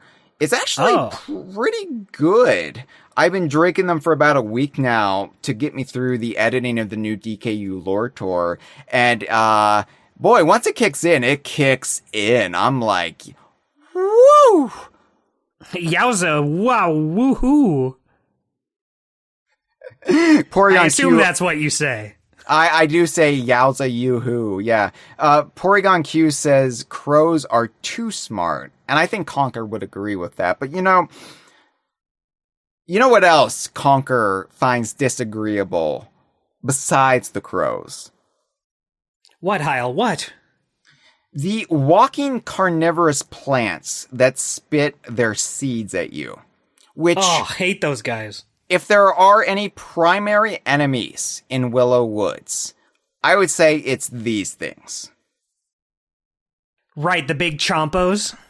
Yeah, so here's the thing about the Pocket Tails enemies. Outside of the bosses, and outside of, I guess, armies, which are already named for us, none of these characters have names. There's no, list of enemies in the instruction manual. They show you all the bosses, but there aren't... No cast parade in the game. No cast parade. They do have a very minor cast parade at the end where it's like Conker, it's Barry, it's Evil Acorn, and Honker. And that's it. And then they also create Acorn people versions of some of the staff. So Robin Beanland gets his own Acorn person. Eveline Novakovic gets her own Acorn person. That's really fun.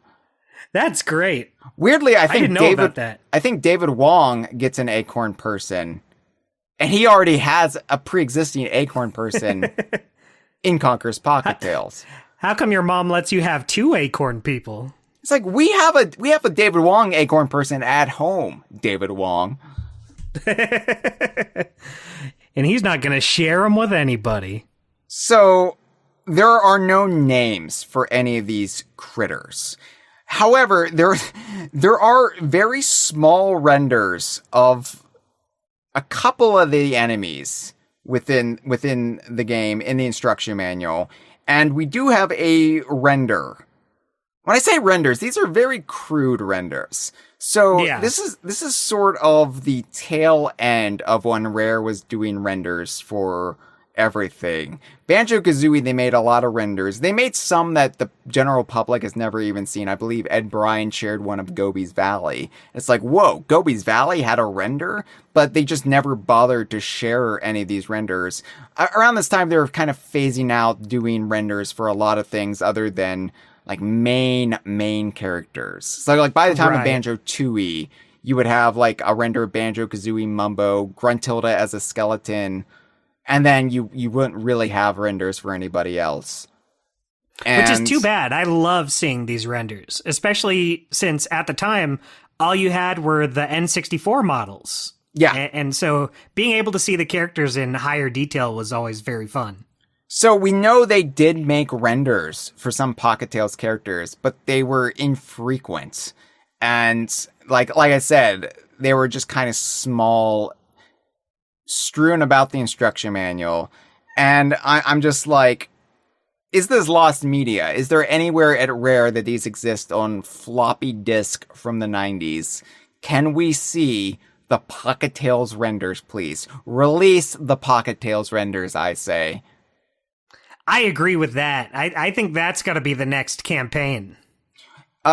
Because this render in particular does not exist in high quality, we don't have it in our DK Vine gallery. We should do it though.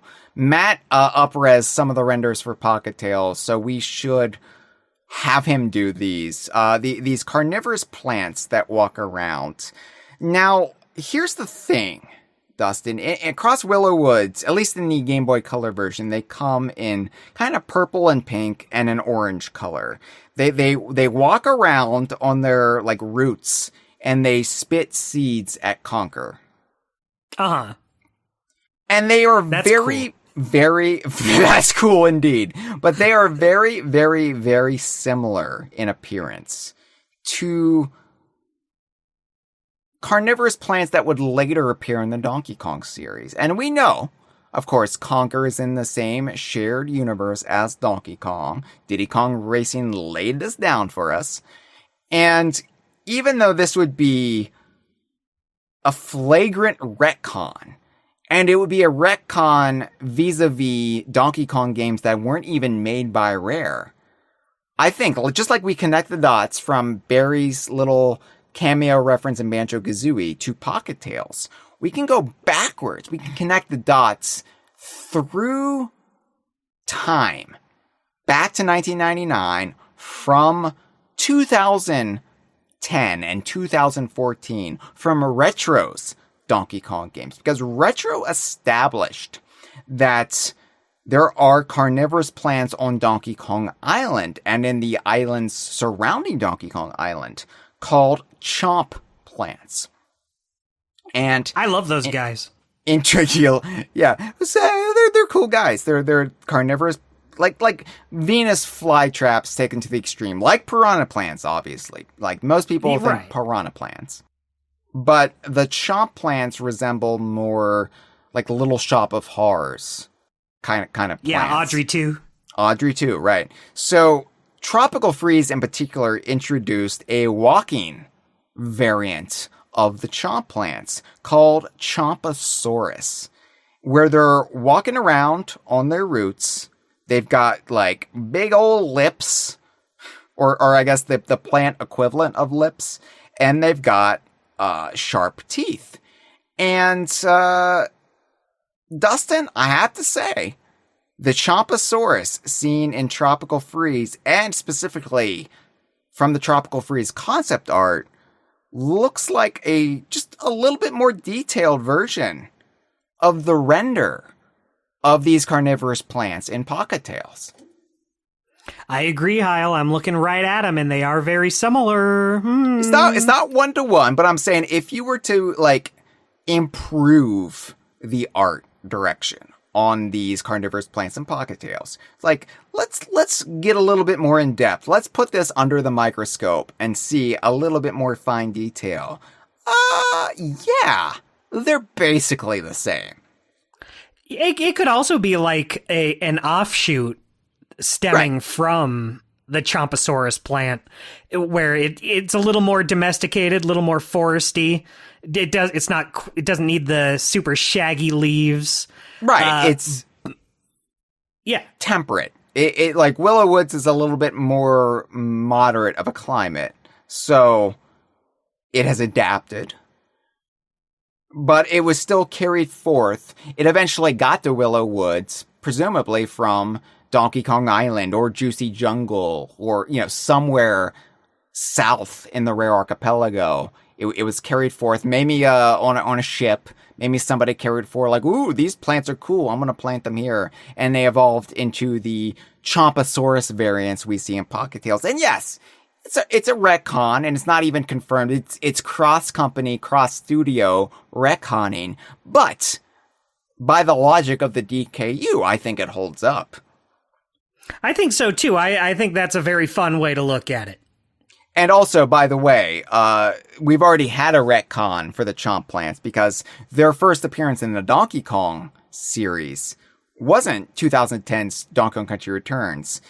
It was actually 2003's Donkey Kong Country Barrel Maze, where they do appear in some of the worlds, some of the levels of Barrel Maze. So I guess that would be their first appearance in the Donkey Kong series. So retcons galore for the Chomp plants.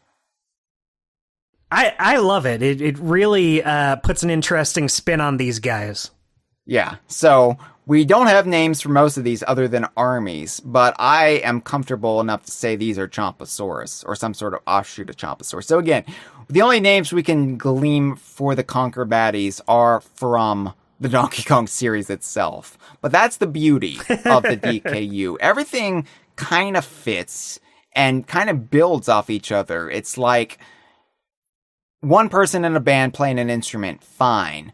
But then you add somebody on like bass guitar and it just enriches the sound. And I would say Conker's Pocket Tales is the bass guitar to the Donkey Kong series lead guitar. Hyle, that's the most beautiful thing you've ever said. It's like, I don't know. Banjo-Kazooie is, I guess, banjo and the kazoo in this band. Right. You're on a roll with this. Star Fox Adventures would be on drums, Anyway, It's Mr. Pants would be the maracas, maybe? I don't know. Anyway. That's a good one. There's also snakes that you'll encounter later on in Willow Woods. They're just snakes. They're just striped snakes. Right. I think at DK Vine, because of the army connection, we used to also try to say maybe these are slippas. I've given that up. These aren't slippas. Shut up. Tried your best. Well, sorry. I have to pick my battles, and I think I can get people on board with armies given they are identical in model. It's like, yeah, those are clearly armies. And I can get people maybe on board with the Chompasaurus thing because, well, I've explained my reasons just now. But a coiled, like, striped snake, it's just a snake. It doesn't, there's nothing in there that says, I am a slippa. Hyle, you know when you're getting too greedy and you know when to back off. It's like Super Smash Bros. Ultimate when we got King K. Rool and Banjo and Kazooie, and people are like, what about Dixie Kong? And I'm like, let's not get greedy. Let's be happy with what we got. We got two things we wanted. In this case, it's King K. Rool and Banjo and Kazooie. For Conker's Pocket Tales, it was armies and Chompasauruses. Let's not say, let's get a third thing in there, like a Slippa or a Dixie Kong. Because then everybody would just look at us and say, well, now I don't believe the army thing, or I don't believe the Chompasaurus thing. I think you're just spinning me a web of lies, DK Vine, like the spiders in Spooky Forest. Like we've learned from our good friend Icarus, we don't want to fly too close to the sun now. Icarus or Evil Acorn later in the game. I mean, he flies too close to the moon because he doesn't really leave Earth's orbit, but he's still, in the upper atmosphere. That's what we call cinematic parallels. And Conker's Pocket Tales is nothing if not cinematic. So, let's talk about Mushroom Town. We've talked about Mushroom Town a little bit. Mushroom Town is, I mean, it's not really exciting because you're like, ooh, I wonder what shops there are going to be. Is there going to be a Target in Mushroom Town? Is there going to be a 7-Eleven or a Piggly Wiggly in Mushroom Town? That would be great because I'm just here on vacation and I got to get a little mini tube of toothpaste. That's right. Sometimes, you're like, oh, I don't have contact lens solution, or I don't have preparation H for my hemorrhoids, and I need to go to the store. Right. And you're like, oh, I don't know where anything is. Mushroom Town is different from my store. Mushroom Town is kind of nondescript. There aren't any signs. We don't know what anything is. It's not like Vultureville later on in the game where clearly this is the saloon, this is the hotel, this is the jail, this is the Undertaker's coffin shop. Right, of course. Or even like Mako Islands where we're like, this is Ted's boats. I know, because it says right there, Ted's They made boats. this so easy. Mushroom Town is just a bunch of buildings, and we can just use our imagination what each one is. I assume they have a doctor's office. I assume they have, a place to get food and goods. And Conker has a Game Boy, so probably, a place that sells video games. Maybe not like a dedicated video game store, but, an all-purpose sort of general store that also sells video games. The thing about Mushroom Town, though, Dustin, is that you go inside the buildings, and the majority of them just have more of the crate puzzles, the block puzzles, where you have to push crates. Fuck this. And this is also where they introduce the switch puzzles, where you have to ground pound, like pound your booty into the floorboards on these switches in the correct order to unlock a door. That's challenging. That's a brain teaser. So, most stores have a security system. They'll have a gate that comes down so people can't get in. Some stores can afford security guards. And while there are administrative folk, acorn people you will encounter in Mushroom Town, wearing the nondescript cap the train conductor had, as you called it, it seems like the majority of their security is, again, rooted in these puzzles. And I'm like, maybe they change the code every day. Or maybe it's like once a week they update the code and they give the code to, the proper people who need to know what the code is. But Conker figured it out within a matter of minutes. So it can't be that complicated. It's not that complicated, but maybe it is if you're an acorn person, because again, like the switch puzzle in particular, well, like what do they have for asses? They have their acorn caps, right? They have their acorn diapers. Yeah, they have the lid of the acorn across their buttocks, and so really you got to think it would probably hurt them, and maybe even crack them if they do too much butt pounding, and so they have to limit the amount of times they can do these switch puzzles every day. So I think that, maybe there's some logic therein if you are of the acorn persuasion. Yeah, but I mean, I think it gets to the point, like, if you're going to have to do this, like, every day, maybe just do something that would not hurt you. Or maybe I've given maybe I've given way too much thought to the internal logic of Conker's Pocket Tales, when in fact, no, it's a dumb video game from 1999. No, designed for idiot kids.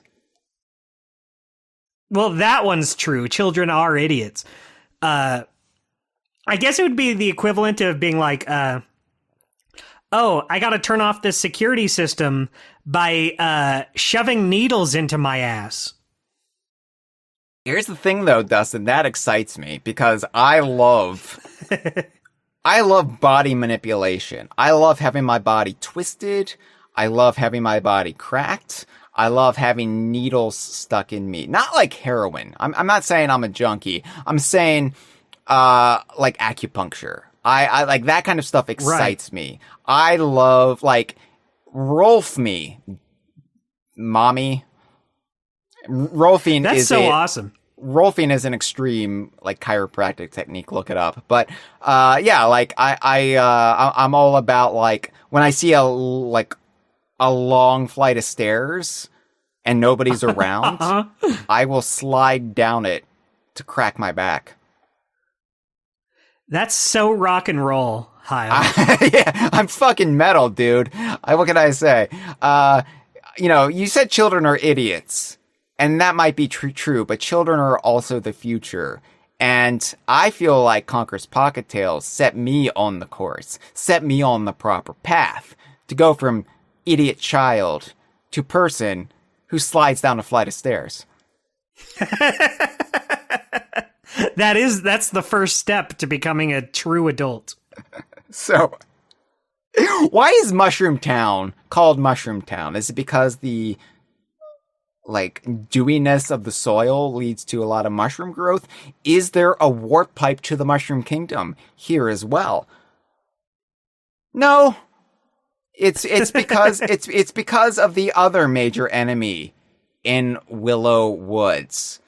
And it's these damn mushrooms, Dustin. These damn mushrooms that walk around and will charge at Conker. They'll see Conker, or they'll sense Conker. Being mushrooms, I don't know if they have eyes. We don't have a render of them to say otherwise. I can't see any eyes on them in their in-game I always thought it looked model. like they did have eyes. You think they do have eyes? Yeah, like, so look at that first screenshot in the notes. I think those are the eyes on the top left, just kind of sticking up out of the top of the mushroom cap. You might be right. It's kind of hard to see. Right. That's just how I always interpreted it. So these mushrooms, they might have eyes then, like the acorn people. And maybe there's some sort of connection here. But the mushrooms have legs, but no arms. They are just enormous mushrooms. And it's not like toads. It's not like the mushroom people from the Mario series. Because these are more mushrooms in, like, full body. In full shape. They are just anthropomorphic mushrooms with feet. Right. They're kind of like the opposite of toads, where toads are like a person that is mushroom themed. These are more like mushrooms that kind of have some human characteristics here and there. I've never really thought about it too hard, but Goombas, are Goombas in the Mario series supposed to be like mushrooms as well? Yeah. I always thought that's what they were supposed to be. It's kind of hard. Just personally. Like, I feel like as their art style has evolved over the years, they've gotten away from that. But you look at the original Super Mario Brothers, the sprite at the very least, and they do just appear to be mushrooms. But these are like if that concept was taken to the extreme. Right. Yeah, they like between this and the what we call the chomp plants, which are effectively piranha plants. Yeah, Conker is borrowing heavily from Mario aesthetics, but these mushrooms, they don't seem to, unlike the acorn people, be friendly denizens of the forest. They seem to be menaces. They seem to be pests. They dickheads, one might say. Dickheads, yeah. And, you could sit here and make Last of Us jokes, like when the Last of Us show premiered on HBO and the general public was exposed to it who weren't gamers. And you just had like everything about mushrooms and fungus for the next year was just a Last of Us joke. Like everything was presented. like here's the thing. Mushrooms serve a very important function in nature. And they're not going to just take over your brain and turn you into the zombie, right? Like, Right. They're there to break down matter.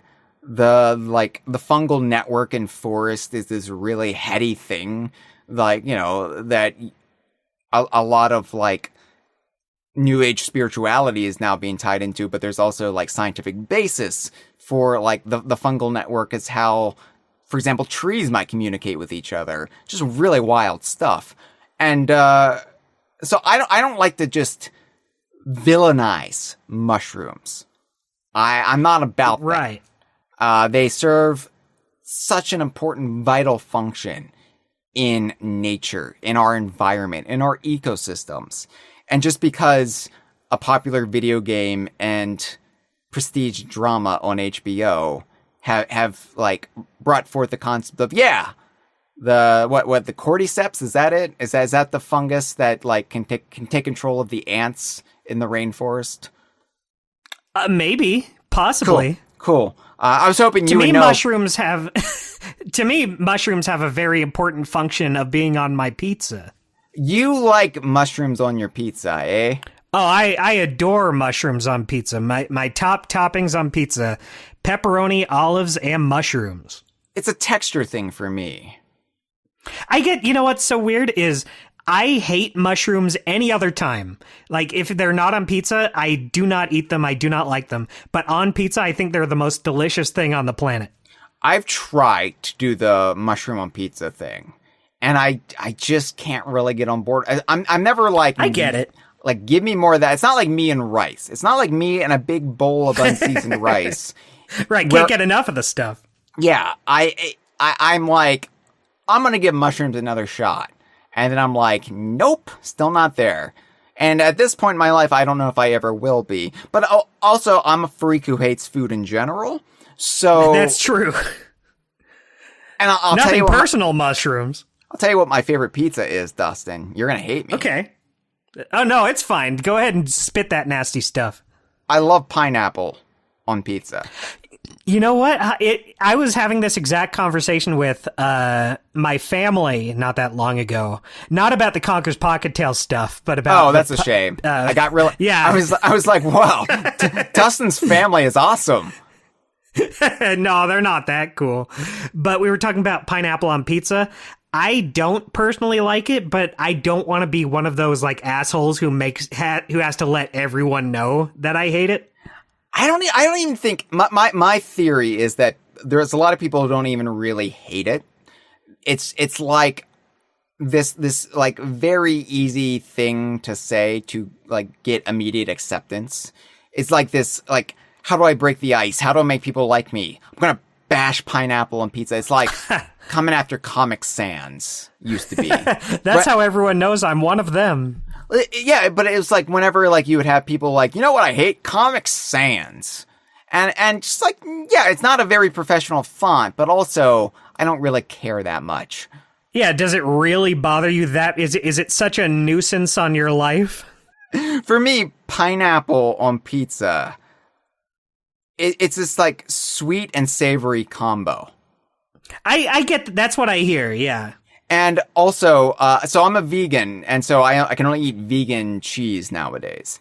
So I haven't tried this combo with like the vegan alternatives, but back when I was just a vegetarian, when I just like still did cheese and dairy, my favorite pizza, my favorite combo of toppings, and then we'll move back to Willow Woods. But this is vital discussion. Pineapple and feta cheese on top of a pizza. Okay. It's weird. It sounds weird, but okay. Try it at home. I promise you. I have converted so many people to this. And they're like, I won't like this. I'm like, try a piece. They try it and they're like, oh my God. One time, I went out with two of my friends. And we were out late, so we just got a pizza from Domino's.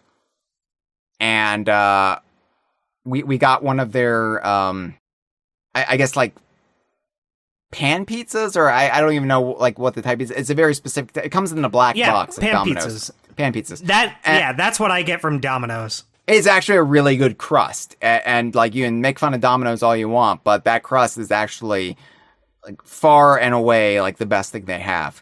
And I agree.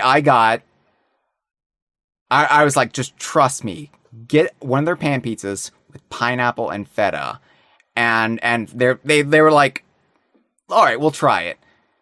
My one friend ate his entire pizza in the car before we got back. He couldn't stop. Wow. Ravenous. So try it at home, and I'd give it a try. Yeah, and you know, go to Domino's and say Hyle from DK Vine sent me. They won't know what that means. He said nothing's better than feta. So anyway, yeah, these mushrooms, it seems like they are like the dark mirror of the evil egg. They're the dark mirror of the acorn people who aren't evil acorn. They are like whatever evolutionary quirk gave rise to the acorn people also gave rise to, we'll call them the mushroom people, since the mushroom people of the Mushroom Kingdom are no longer called that. They're just called toads. Right. And for whatever reason, these are deviants. These are not in any way building a semblance of civilization or society. They're just like coming after you. They're like the bizarro versions of the acorn people. Yeah, and maybe this is why there's so many like administrative acorn people. It's to keep the mushrooms at bay. Right. And maybe the evil acorn crisis has like diverted their attention, and so we have too many mushroom people roaming around Mushroom Town.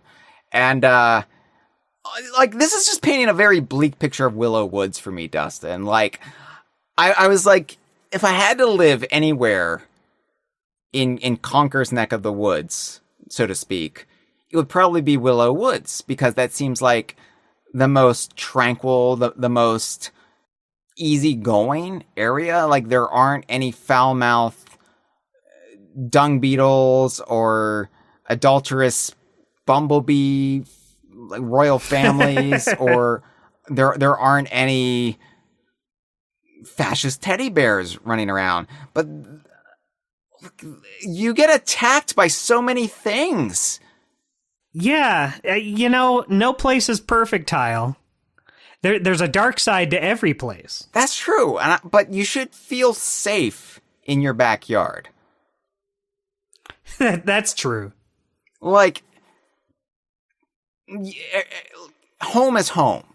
And I'm sure if you just grew up with this, it's just run of the mill. It's like, oh, I need to go out for some sugar and bandages.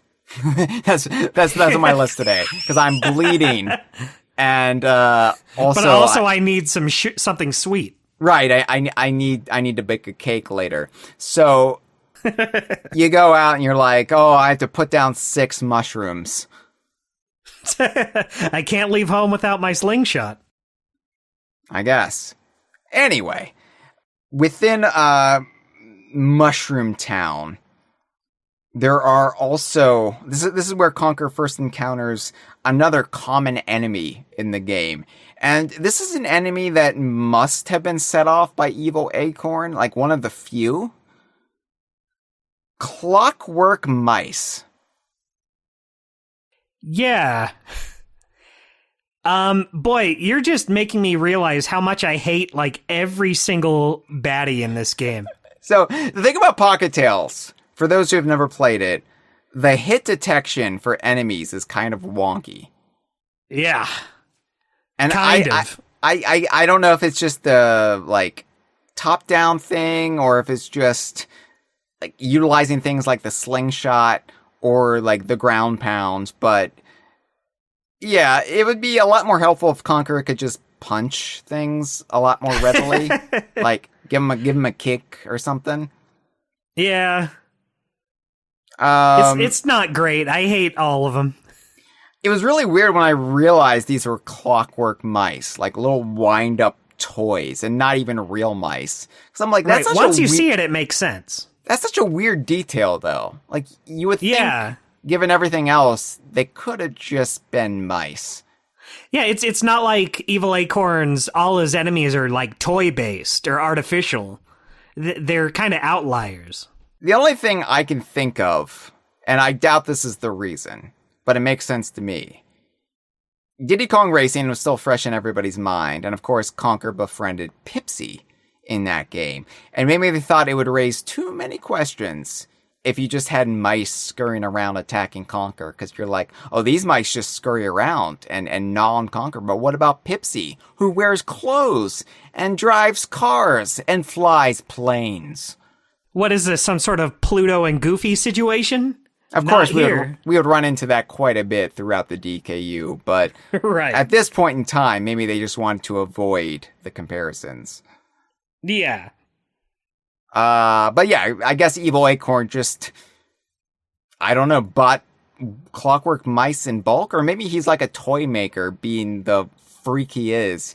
You know, he's a stalker of a Disney Channel star, so he's probably a pervert. So what do you associate with perverts who just sit around all day? Well, they make their own toys. Right. Ooh, Evil Acorn. Evil Acorn toys. takes his. Sorry. No, I'm just making toys because they're my friends. They're my only friends. Mother says I need to make friends, but none of the children will talk to me. He takes one of his little clockwork mice out, puts it on the ground, and he licks his little acorn lips and says, "It's playtime." Evil Acorn says his oldest associate is Siegfried, the golem that lives in the Aztec temple. So the Evil Acorn only associates with oddballs and other outcasts, and so he has to build his own friends most of the time. Evil Acorn's the kind of guy who wears a t-shirt that says, I'm a little quirky. I'm adorkable. I'm not what you call normal. Yeah, that's Evil Acorn, all right. So Mushroom Town is also where Conker encounters, for the first time at least, another just rando wildlife baddie who attacks him. Bats. God, I think I hate Willow Woods with all these fuckers. I think you just might hate Pocket Tails. I think I might just hate wildlife in general. The thing about the bats and Pocket Tails is, you know, bats are a common enemy in the DKU, and they're usually purple. Right. They're usually purple. Banjo-Kazooie had their own spin on bats. Donkey Kong 64 had their own spin on bats. Donkey Kong Country Returns then had their own spin on bats. These are probably the least inspired bats in the entire DK. Hell, I mean, Bad Fur Day had their own spin on bats. My God. I love those bats. These bats, they have the most pathetic render I have ever seen. The little render in the instruction manual, it is just like the Batman symbol with googly eyes. It's like, whatever. We can only do so much with these on the Game Boy. I guess, but these suck. They do. These are just bats. It's not like, oh, that's a flip-flap. Yeah, they couldn't have given it, like, angry eyes or like, sharp teeth or something. Yeah. It's just... All right, how many bats are in the DKU? We need to do, like... One time we did an episode on skeletons on the Kongversation for Halloween. We need to do, like, a bat-centric episode at one point. Ooh, the follow-up? The sequel? I don't know what it would be, but yeah, there's just so many, so many to go through. And finally, well, I guess finally, because there are a few other baddies kind of adjacent to Willow Woods, but the big boss of Willow Woods is histamine. Look at that guy. Histamine is a large, large snake. Bigger than the snakes that you encounter elsewhere.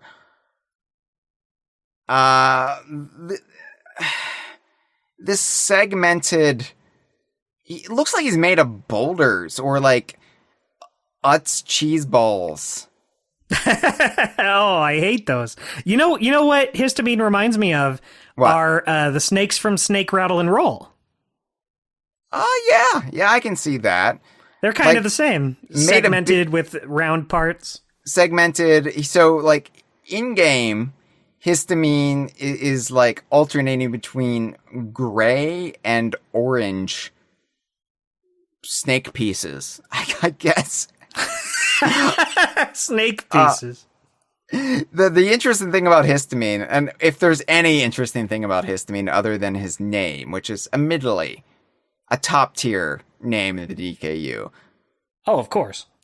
Histamine, like a snake, but also because he's mean, but also like histamine, like allergies. It works on 3 levels, Dustin, and that's what makes it one of the best names in the DKU. A grade A pun name in the DKU. They're punching above their weight class with histamine here. They're doing a good job, but histamine, he's got a render, as do all the bosses in the instruction manual, but the render of histamine is just green. Just a green snake, and I think these renders were devised for the Game Boy version, and then they went back into the Game Boy Color version, and they actually applied color to the characters. And they're like, an all-green snake against a green grass is a bad choice. So we're gonna make him gray and orange. Or maybe it's supposed to be black and orange, but it just appears gray with the Game Boy Color. And so what Matt did when he upscaled the Pocket Tales renders is he actually color corrected the render of histamine to match his actual in-game appearance. He's just a winner. He kills it with these renders. So anyway, histamine just chases you around trees, and you gotta stomp them. The name is better than the character, I think. Yeah. Once you get past the name, it just kind of sucks, right? But that is starting off on a good impression, though. The more I think about it, I guess histamine is just a large version of the snakes that you find elsewhere in Pocket Tales. That makes sense, yeah. Just grew to monstrous proportions, and then Evil Acorn named him Histamine. That's how big bosses like to do occasionally. Now, Willow Woods also serves as sort of a hub. You keep coming back to Willow Woods throughout the game. Once you go to another world, you always come back to Willow Woods, because all of the worlds in Pocket Tales are accessed via Willow Woods. The catacombs that the actual end game of Pocket Tales, the evil acorn hides out in the catacombs, and that's where you rescue Barry. They exist underneath Willow Woods. And catacombs are basically large tombs where you just stash a massive amount of bodies. And sure enough, Dustin, you see bones throughout the catacombs beneath Willow Woods. Like, they actually just made sure to let the kids playing the game know, don't worry, there are dead people here. There are dead squirrels and chipmunks, and presumably acorns. Right, that with their acorn bones. Well, yeah. However acorns decay, it's happening here. So yeah, just a weird touch that, Willow Woods, got to make sure we establish where they dispose of their deceased. I'm glad. I was like this close to asking that question. I'm not complaining, but wow. you also encounter some other baddies down there. There are, I guess, a different kind of spider. And I was like debating whether these were supposed to be spiders or like large beetles, because the spiders you encounter in Willow Woods are like orangish, and they're like more spidery. These look big and black, and it's kind of hard to tell how many legs they're supposed to have, but there are enormous black spider webs throughout the catacombs. So I think we're supposed to put like the evidence together and say, oh yeah, these are also spiders. They're just a different sort of spider. They are they're cave spiders. Exactly, cave spiders. There's also really weird obstacles throughout the catacombs where, again, they look like Utz cheese balls. They just like get shot out through holes in the cave walls. And I'm like, what are these supposed to be? Are these supposed to be like lava balls, like in Donkey Kong Country 3, hence the cheese ball appearance? And if that is the case, where did he get these? Where did he get these? Did he get these from the Kremlin crew? Did they leave these behind in the Northern Hemisphere? And he bought them off eBay. eBay was brand new, and he was like, yeah, you know, I can get these carbine launchers, these fireball launchers, and I'm going to install them in the catacombs as a trap, as like my Kevin McAllister style trap. He would have gotten better results if he shot lava balls at them. I know. Well, he only had like a few hours to prepare, that Kevin McAllister. He did the best he could. It's amazing that he drew up like blueprints and was able to set all those traps in like effectively an hour. And then he also had time to make himself dinner. Good for him. I'm just like, if Home Alone was realistic, he really should have started that morning or even the night before. Right. He did it. It's a good thing it's not realistic. It really just takes me out of the movie every time I see it. I can't enjoy this movie anymore. I'm like, that kid couldn't do I couldn't do all of that. It takes me weeks to edit a video, and he can just set up like the perfect death trap that just is executed flawlessly until they capture him in the neighbor's house, and then the old man with the salt bucket has to come and rescue him. He's got that childlike spirit. I guess that's what's important. The childlike spirit is snuffed out of you, because when you're an idiot kid, you don't know any better. And then you don't know that life sucks. And then you play Pocket Tales, and it really just hits you that life is just going to be full of stampeding mushroom people and crows that remember you. Crows. Yeah. And then you're just like, I can't set a death trap house in one night. It's just impossible. It's a very sobering experience. Ironically, given its Conker. Speaking of the catacombs, Dustin, I've got a theory. I've got a theory about the catacombs. Tell me your theory about the catacombs. Do you have an inkling of what the theory is? I don't even have the slightest idea what it could possibly be, but I'm dying to know. So, my assertion is that, just like I maintain that there's no reason Pocket Tales can't fit into the canon with Bad Fur Day, I also argue that the Game Boy version of Conker's Pocket Tales can also exist in the canon with the Game Boy Color version. I don't just mean it's just different looks at the same adventure, a la, say, Donkey Kong Country 2 and Donkey Kong Country 2 GBA. No. Right. No, Dustin. I mean, the events of the Game Boy version happened, and then Evil Acorn immediately abducted Barry once more. And Conker had to go through the entire thing again. Now, will I fight people tooth and nail on this if they choose not to believe it? No, I know when to pick my battles. This is just my own personal fan, and I'm not going to sit here on high and say, you must believe this, like Chomposaurus roaming Willow Woods. Right. You're saying the Game Boy Color version is more of a New Game Plus sort of thing. Like a here we go again. Yeah, like, uh-oh. It's hero mode. Yeah. So one of the things I point to is that at the end of Pocket Tales, the bomb goes off underneath underneath Willow Woods in the catacombs. And it's this huge, seismic earthquake that launches the evil acorn up into the air. Right? Such seismic activity must register on the Richter scale and would have some effect on the landscape and the architecture, on the buildings, the infrastructure of Willow Woods. And sure enough, if you look at Conker's house in the Game Boy version versus Conker's house in the Game Boy Color version, it's a lot more lopsided in the Game Boy Color version.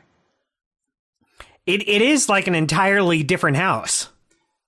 I mean, the basic shape is the same. It's a rectangle. Right. But the roof is slanted. It looks like it's collapsing in on itself. So, my assertion is that the bomb went off underneath Willow Woods in the catacombs, and any variations throughout the game world from the one version of Pocket Tales to the other version of Pocket Tales is a result of the earthquakes that resulted. You've really left me speechless with this one, Hyle. Which is unfortunate because you're on a podcast right now. That's true. That's not going to make it great the rest of the episode. But boy, only you could come up with something like that, I feel like. No, I'm pretty sure little pervert toy makers could also come up with this. They have the time. That's true. That's true. Don't sell them short. They could totally come up with something like this. I'm saying only me and the pervert toy makers who probably should be jailed would come up with this. Fortunately, right. I'm a little bit of a pervert, but I don't know the first thing about making toys, so I'm in the clear. That was close. Phew. Yeah. Okay, I've got a high sex drive, but I don't put it to ill use. That's probably the more important part. I only use it for good. But my point is, I just apply all this sexual energy towards coming up with bullshit fanon for games that nobody remembers nor cares about. That's great. I love that for you. Yeah. And yeah. Wonderful, Hyle. Yeah. So anyway, Dustin, I'm going somewhere with this beyond just saying both versions of Conker's Pocket Tales can coexist because, you got to get the armies in there more. So you got to say that the Game Boy version is canon. Plus, it's the last canonical appearance of save points. And then once the bomb went off, all the save points were damaged. But I guess the Forest Guardian was able to salvage something from a save point and made a portable saving device that the Kongs obviously started wearing around the time of Donkey Kong 64, so they didn't need to utilize save points anymore. So it's even possible, Dustin, if you think about it, because 1999, it all happened in 1999, the Forest Guardian, maybe it was the Forest Wong, he has the time being a Wong in the forest, maybe they were the first to develop portable saving devices, and then Conker called up Diddy and said, Diddy, never guess, we have portable saving devices now. And Diddy was like, get that info to Candy. She needs to utilize that here on Donkey Kong Island. So maybe the whole reason the Kongs got portable saving devices, the technology leaped forward in 1999 was because of the bomb in the catacombs underneath Willow Woods. Well, you know what? I can't argue with any of that. This is going in the lore book, Dustin. When Rare does a lore book, the Hyrule Historia for Conker or the greater Rare shared universe, this is going in there. Yeah, obviously they all had their save devices. They got the save devices. They utilized them because, you know what, we'll say the Forest Wong. It sounds like something the Forest Wong would do. I don't know why. It just feels like the Forest Guardian has to deal with governing. The Forest Wong has the time. The Forest Wong was the first one to make the breakthrough after the earthquake in Willow Woods. We can have portable saving devices because, look, all the saving devices are broken. The save points are broken, but I can take the technology, I can rewire it into this wrist device. We'll say it's a wrist device because, you know what? Things are fun on the wrist. Just like a watch. But we don't need to tell the time. We just need to save our time. I'm at a loss for words, but I love the energy, though. Good. I'm glad. This is the sexual energy I was talking about, Dustin, but I'm using it for good. You're putting it to such good use, Hyle. Oh my god. So anyway, my other theory about the bomb and the two versions of Pocket Tail. So if Conker's house had structural damage, and it might be his parents' house, this could have been what like inspired Conker to move in with Barry after they started dating. Because in the Game Boy version of Pocket Tales, that's the version you see Conker's room. What's probably Conker's room, the one bed in the room. Uh-huh. The Game Boy Color version, where the house is damaged, you start in the bedroom, which might be his parents' bedroom. So maybe Conker's bedroom was completely demolished after the earthquake. And so that really just prompted him to be like, I need a place to live. Barry, I know we just started dating, but we've known each other forever. What if we move in together right now? And of course, they were a terrible romantic match. They led each other to ruin, to vices, and this like passive aggressive relationship that resulted in misery and death. So they shouldn't have done it, but the only reason they did it was the bomb went off underneath Willow Woods. And that led to some good things like portable saving devices. For sure. But it also led to Barry's death in a roundabout way. Yeah, you know what? I think after Barry had died, they both probably would have agreed it wasn't working out. They were better off as friends. They let the passion, the jubilation of overcoming evil Acorn, not once, but twice, they let it get the best of them. And they thought they had a true romantic pairing, but they were toxic. They were toxic together.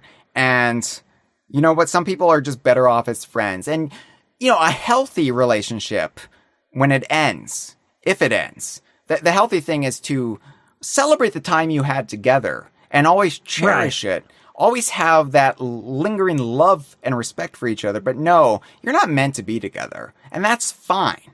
That's fine. But always cherish the time you had. That's what they should have done. They could have even remained friends afterwards. But, of course, they didn't have time to figure that out because Barry got shot up when they were in space. Yeah, she got mowed down by a weasel. I'm imagining like a cutscene where after Barry is just riddled with bullets and Conker goes in there and lifts her up and embraces her. A lesser game that's more about the comedy ha-has. I can imagine Conker saying, "This might not be the best time, but I think we should break up." I think we should start seeing other people. It's not you. I just feel like it would be better for both of us. Damn. You know what? They should remake Conker's Bad Fur Day again, but with better dialogue. That's true. Dialogue like that. Either that or after Barry dies from being shot, Conker says, "Well, that just happened." One year for Cobcock Day, Dustin, I made, cause Cobcock Day, we all know it's the day before Valentine's Day. And right, sure. I made, like Valentines, like kids give out, the little cardboard ones, with like characters on them, like branded characters. Like we've got WWE Valentines. We're going to give you, here's John Cena on a Valentine that says, "You can't see me, but I see you," wink, wink, stuff like that. And that would be a bad idea for a Valentine. Well, I'm saying, like, I made DKU Cobcock Day cards. Right, I love where those. It's like, "Will you be my Cobcock?" And one of them was Conker over Barry's bleeding body, and it says, "Cobcock, I'm single and ready to mingle." See, that's good. Again, we're professionals. We're professional creatives. We've worked in the field. We've got the accolades to prove it. Why are you turning us away for your lore book? Yeah, Hyle made that awesome kick-ass Valentine we just said.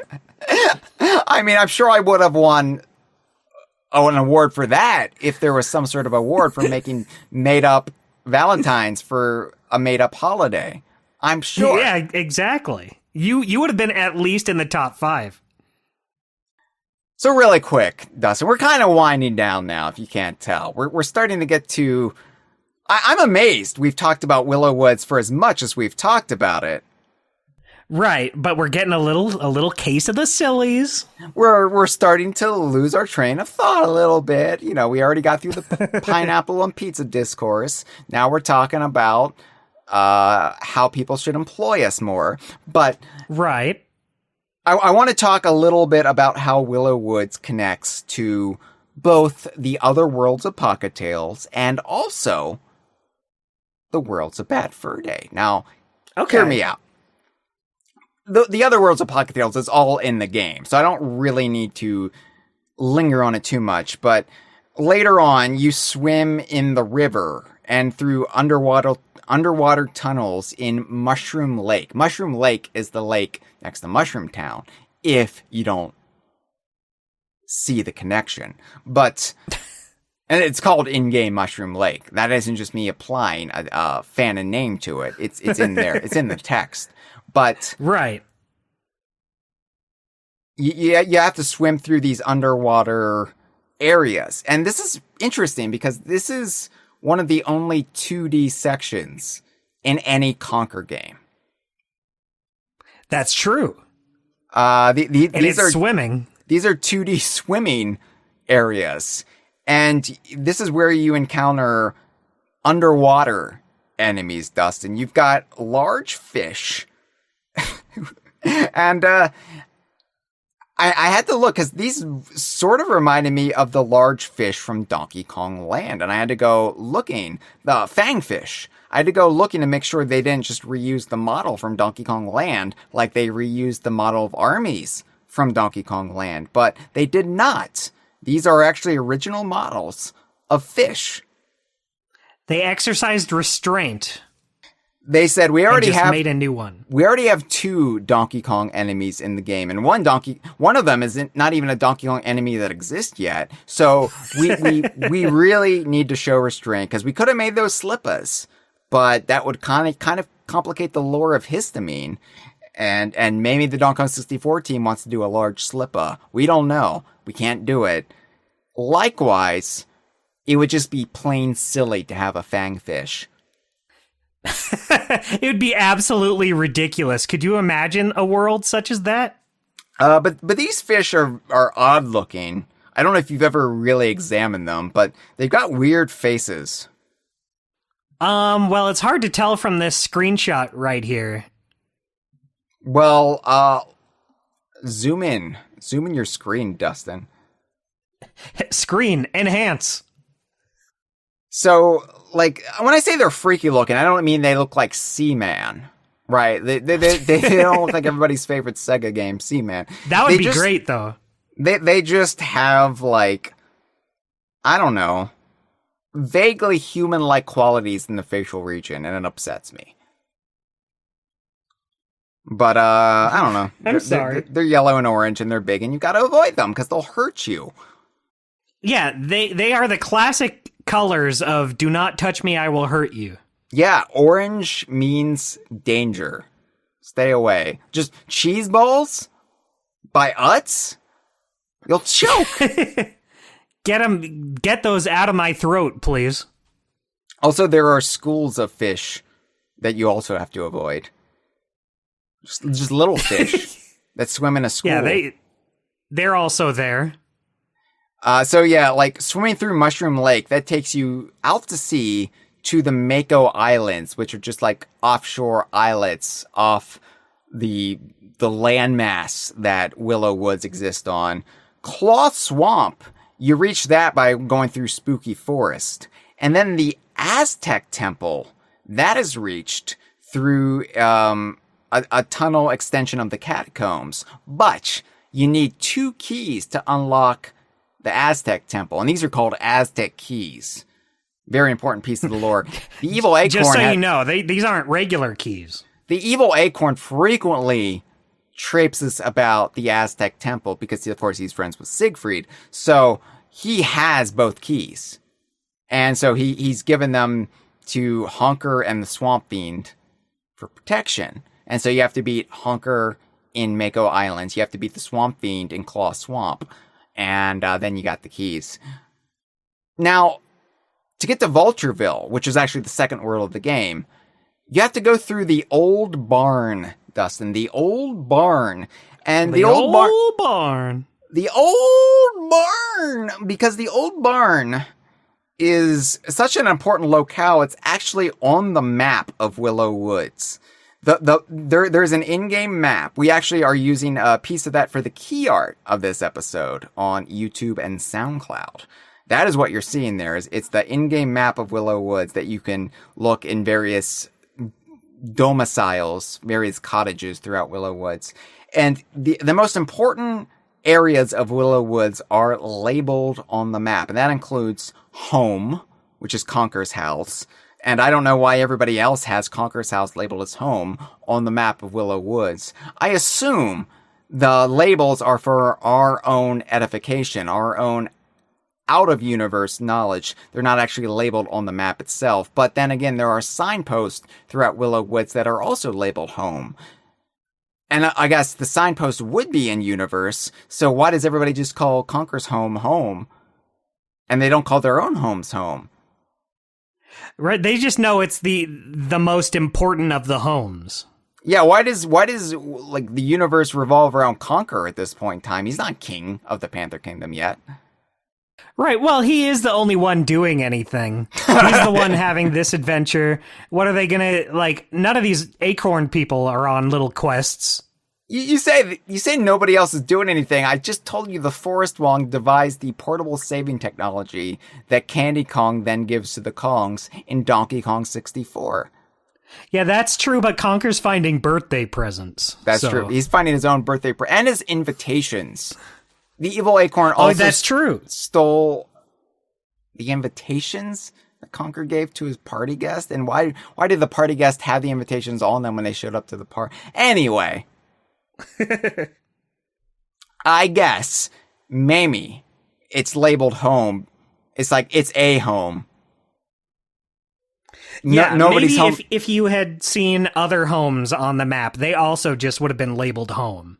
Yeah, because presumably Willow Woods extends a little bit beyond the borders of the map. And so, like, it would be other home. Home. It's not telling you whose home it is, but they're just isolated homes in the middle of nowhere. And so they're labeled on the map. But anyway, the most important areas are home, the Forest Guardian, the Windmill, the Forest Wong, Mushroom Town, and the Old Barn.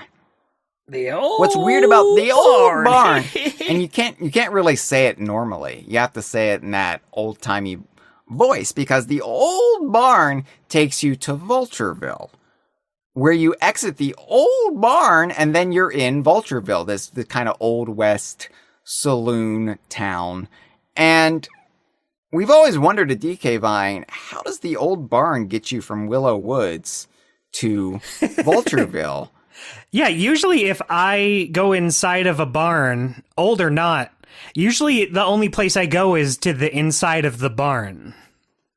Yeah, it's like the old barn a TARDIS or something, like some sort of teleportation device. At one point in time, we joked that it was a trans-dimensional barn, but like everything else in the game has some sort of logic to how you get from Willow Woods to another world.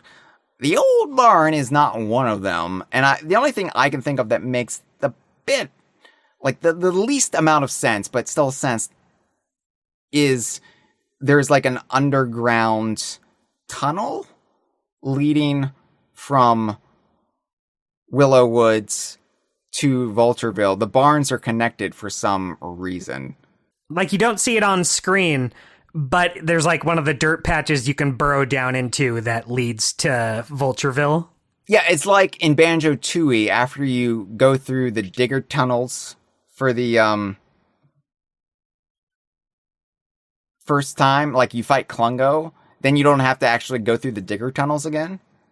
Right, it's just implied that you went through them again. Yeah, so you don't see it, but it's happening. The characters are doing it just off screen because it would be monotonous. Yeah. Much like a lot of this episode has been. No, I joke. It's been a good one. It's been solid. I'm amazed at the quality of chat we have panned out of the river, like in Vultureville, to get gold. Just like in Vultureville, I was thinking it, and here you are saying it. So, like, maybe it's just like this connection between the two barns, the one in Willow Woods, the one in Vultureville. Like, the farmers have some sort of farmer alliance, and it's like, you know, we're gonna bring supplies back and forth. Like, there's certain supplies that are easier to come by in Vultureville, certain supplies that are easier to come by in Willow Woods, like rice, for example. So you go back and forth through this underground tunnel. It makes sense. I think so, yeah. I'm not gonna, like, throw a big fit.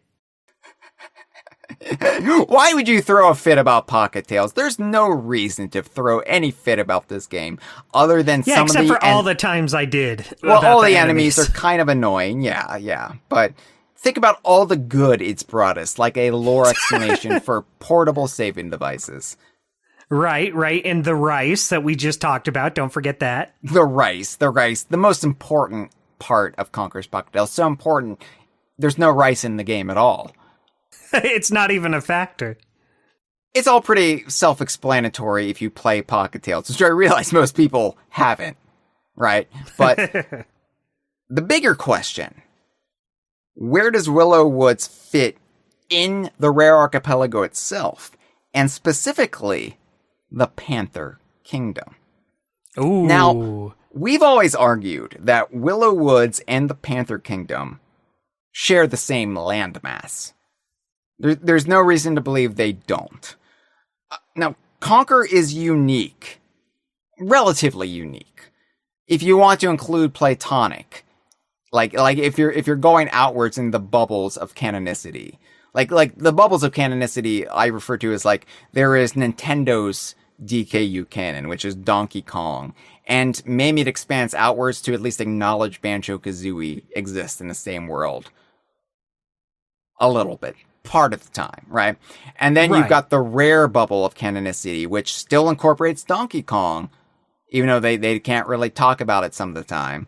But it still incorporates Donkey Kong, but then you've got Banjo-Kazooie, Conker, Dinosaur Planet. You know, it's like, it's Mr. Pan's, Viva Pinata, Sea of Thieves, the rare bubble of canonicity for the DKU. And then you go outwards into a bubble beyond that, and you've got the Platonic bubble, which wouldn't be acknowledged by Rare, but for Platonic, that then incorporates Ukulele and Demon Turf, but it also includes Banjo, Conker, and Donkey Kong, and so you keep going down into the bubbles of canonicity. So anyway, if you include the Platonic bubble of canonicity for the DKU, which we at DK Vine do, but it wouldn't be in the Rare lore book that they need us to write, but anyway, that's besides the point, then Shipwreck Creek, that's not really confirmed to be an island. We assume it's an island, just like we assume Willow Woods and the Panther Kingdom must be on an island. Because here's the thing, I feel like it's implied, because Diddy Kong Racing's story mentions that Diddy met Conker when he was going on an adventure, when he was going out exploring with Donkey Kong. And I just don't see Donkey and Diddy Kong really journeying to any mainland. Mm-hmm. I think it's just a bit too much. Maybe. I mean, who's to say where their adventures are limited to? I guess, but here's the thing. Later games in the DKU really do infer that it's set on Earth, or like a weirdo equivalent of Earth, like with our respective continents and whatnot. Right. So any anthropomorphic animals and acorn people existing on, say, a continent, on a mainland, where there would also be human civilization, I think it would be a bridge too far. Like, seriously, like a bridge to this world where there's poop monsters? No, thank you. I think isolated on its own island makes the most amount of logical sense. And I think keeping the rare archipelago as basically an archipelago is just the cleanest route. The most sensible, beautiful logic. I think so too. It's just a nice, clean way to look at things. And look, here's the thing. When the evil acorn gets blasted into the sky by his own bomb, you can actually see the horizon of Willow Woods. And in the very distance, you can see shoreline. You can see the ocean. So yeah, I think it makes sense that it's on an island.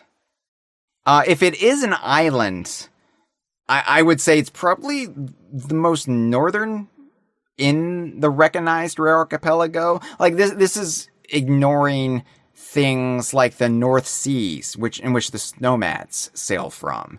That's like spiritually connected to this world of talking animals and what have you, but it's not part of the literal archipelago in which most of these games take place. And yeah, we've got like Ghoulhaven Hall and Pantsland, which are implied to be set in the UK, but with cultural ties to the rare archipelago. But I would say Willow Woods is the northernmost in the actual rare archipelago itself, where characters can easily go back and forth. Like Conker can go to Timbers Island, for example. Right. And I just say it's the most northernmost, not only because this is where you get a lot of like European accents, like more readily, like English accents, Scottish accents, Romanian accents. You've got that, but also just the climate seems to be a lot more temperate. Like aside from Mako Islands, it's mostly less tropical than you'll find elsewhere throughout the entire DKU. You're not seeing like the palm trees that are famous in Donkey Kong on DK Island anywhere around here. Like maybe the Isle of Hags isn't really tropical, but I think it's probably like equivalent in latitude to, say, Bermuda, where it's subtropical. Like maybe defined as tropical, but maybe a little bit more north than Bermuda would be, where it's more like straddling the edge from subtropical to temperate. So that's my thinking. Anyway, I think Willow Woods, though, makes the most amount of sense to explain one of the biggest logic gaps in Bad Fur Day. So, Bad Fur Day, Conker didn't know that the Panther King actually existed, despite, there being a big castle right up there. Right, his presence seems pretty obvious if you lived there.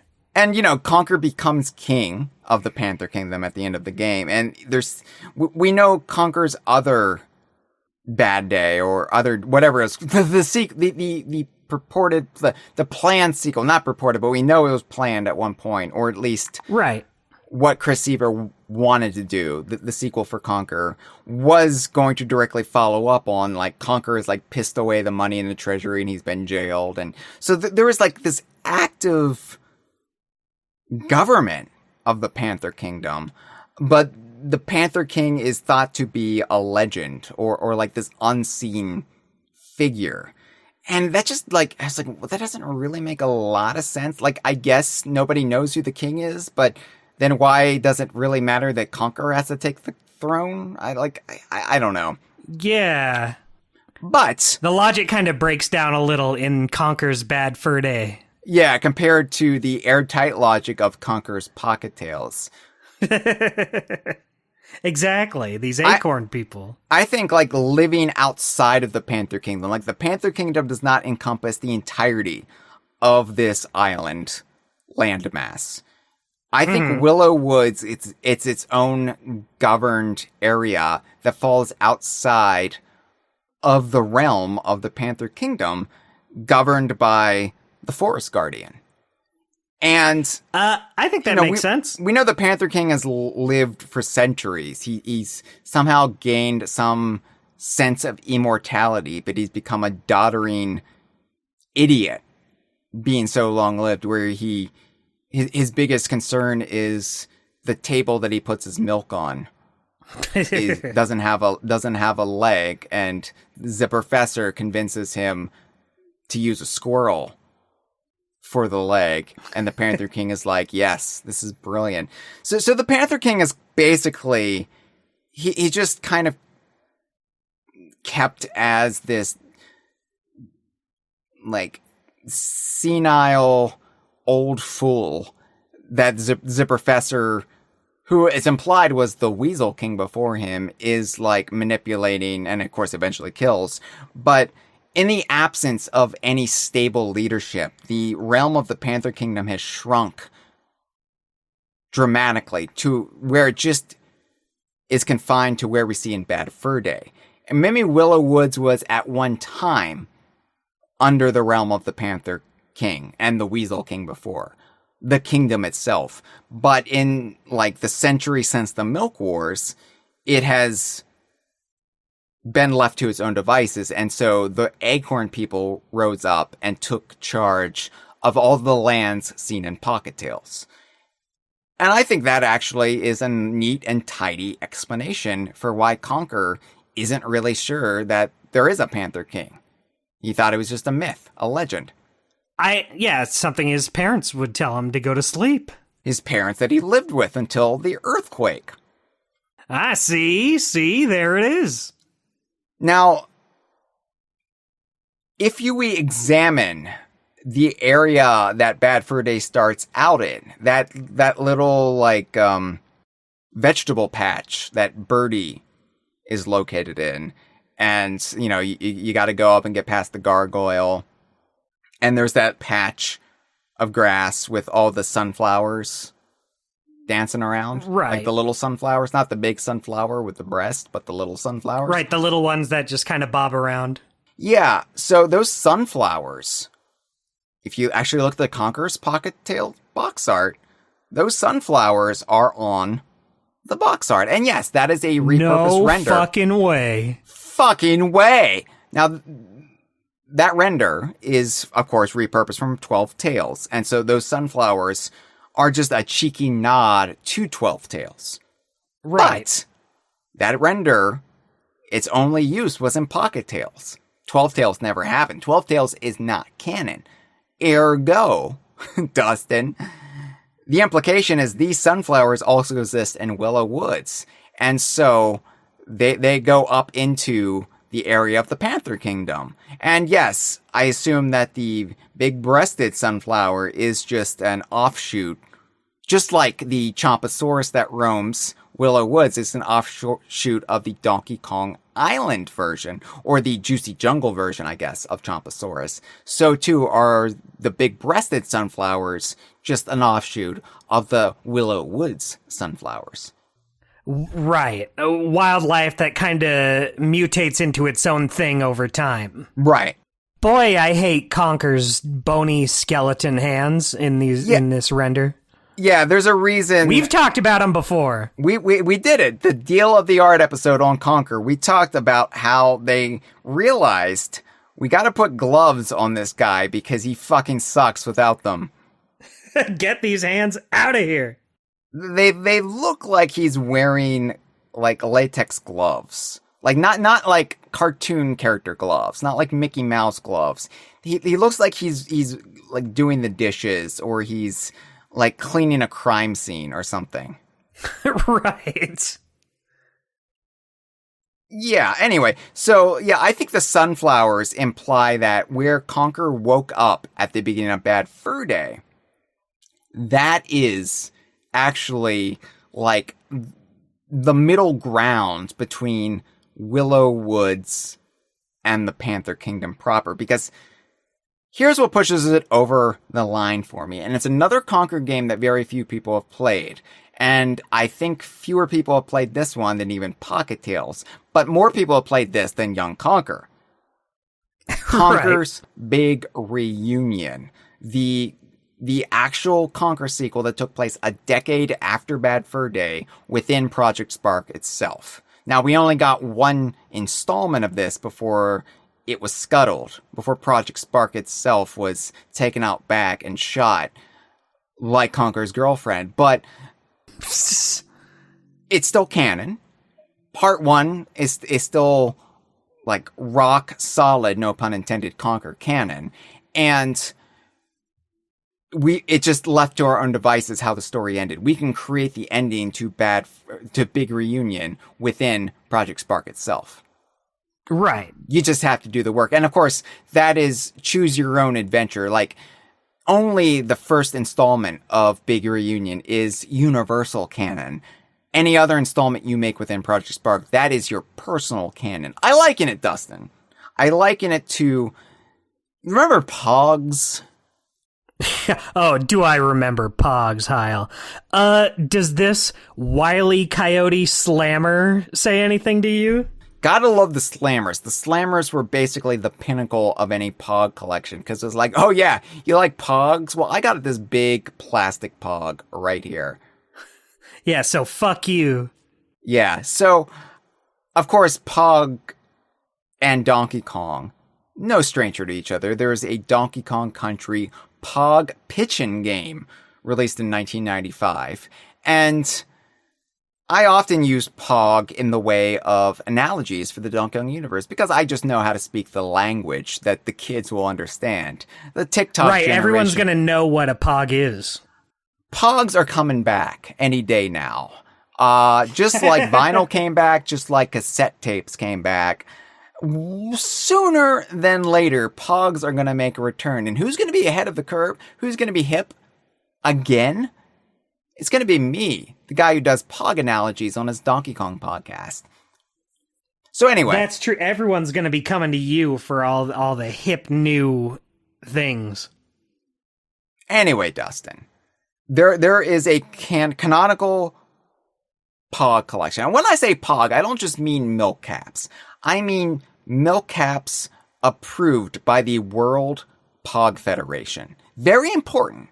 They're not Pog unless they have the Pog logo on them.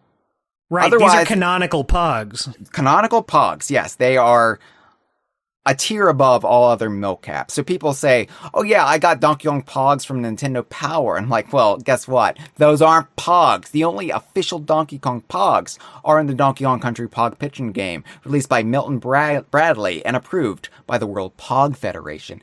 But I digress. So we have these canon Pogs. However, Pog also released a official Pog milk cap maker. And what this was, they were these blank Pogs with an adhesive side, and you would put a picture in this machine, you would press down on it, it would cut out the picture and immediately glue it onto a milk cap. And then you could fun. You could make whatever Pog you wanted. But here's the thing.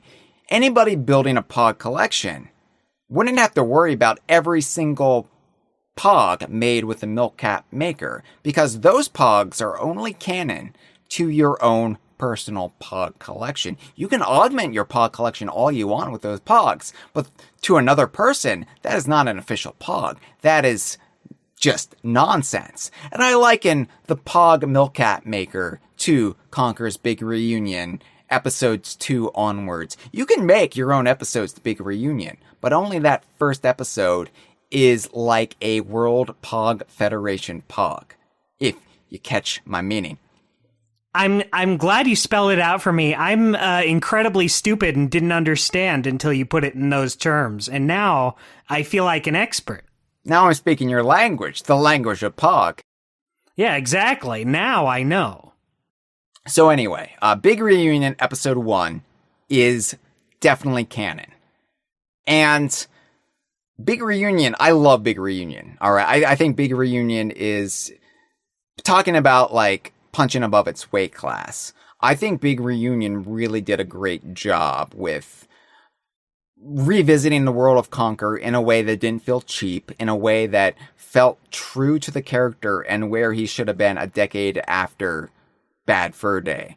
Like, my biggest problem with Chris Seaver's proposed sequel was it feels like Conker didn't learn anything from the end of Bad Fur Day.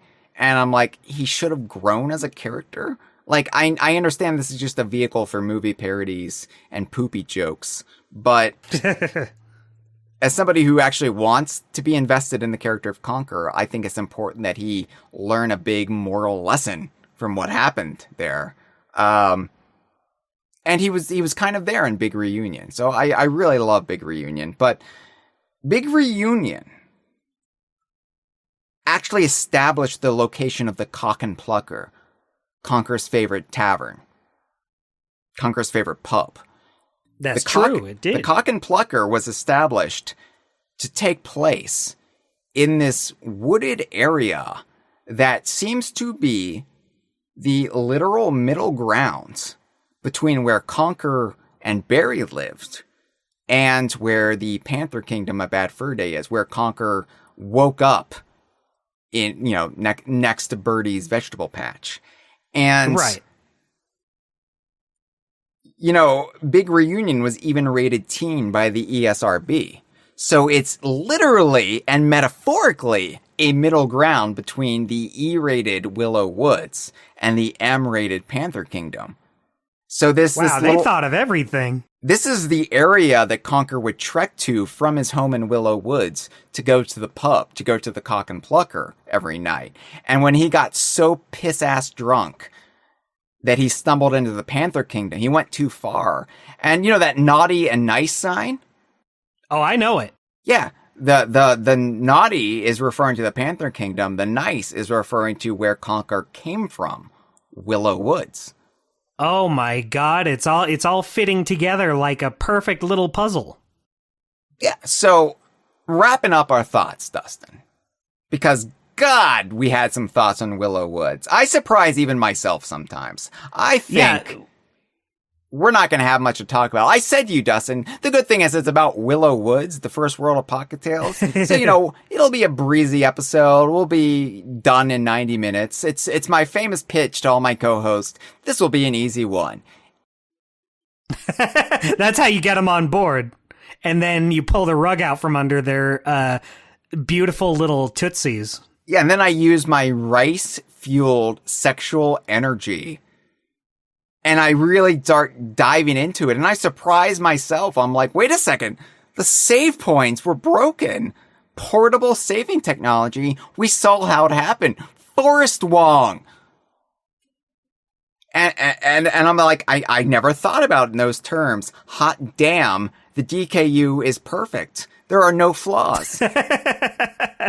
It all just goes so perfectly together. You know that thing you do when you kind of lock your fingers together? The fingers of one hand just fit so snugly between the fingers on the other hand. That's the DKU. That is the DKU. It's like when you get a bite of pineapple and feta together. You think it's going to be gross on a pizza, but then it's just the right amount of salty. It's just the right amount of sweet. It's just the right amount of creamy. And it just melts in your mouth. This is a weird episode. This is the best episode we've ever done. That's true. So anyway, Rare, if you want to do a Conker lore book, Dustin and I will do it for you. Call us. This has been a File 2 production. Que rico. It would probably hurt them and maybe even, crack them if they do too much butt pounding.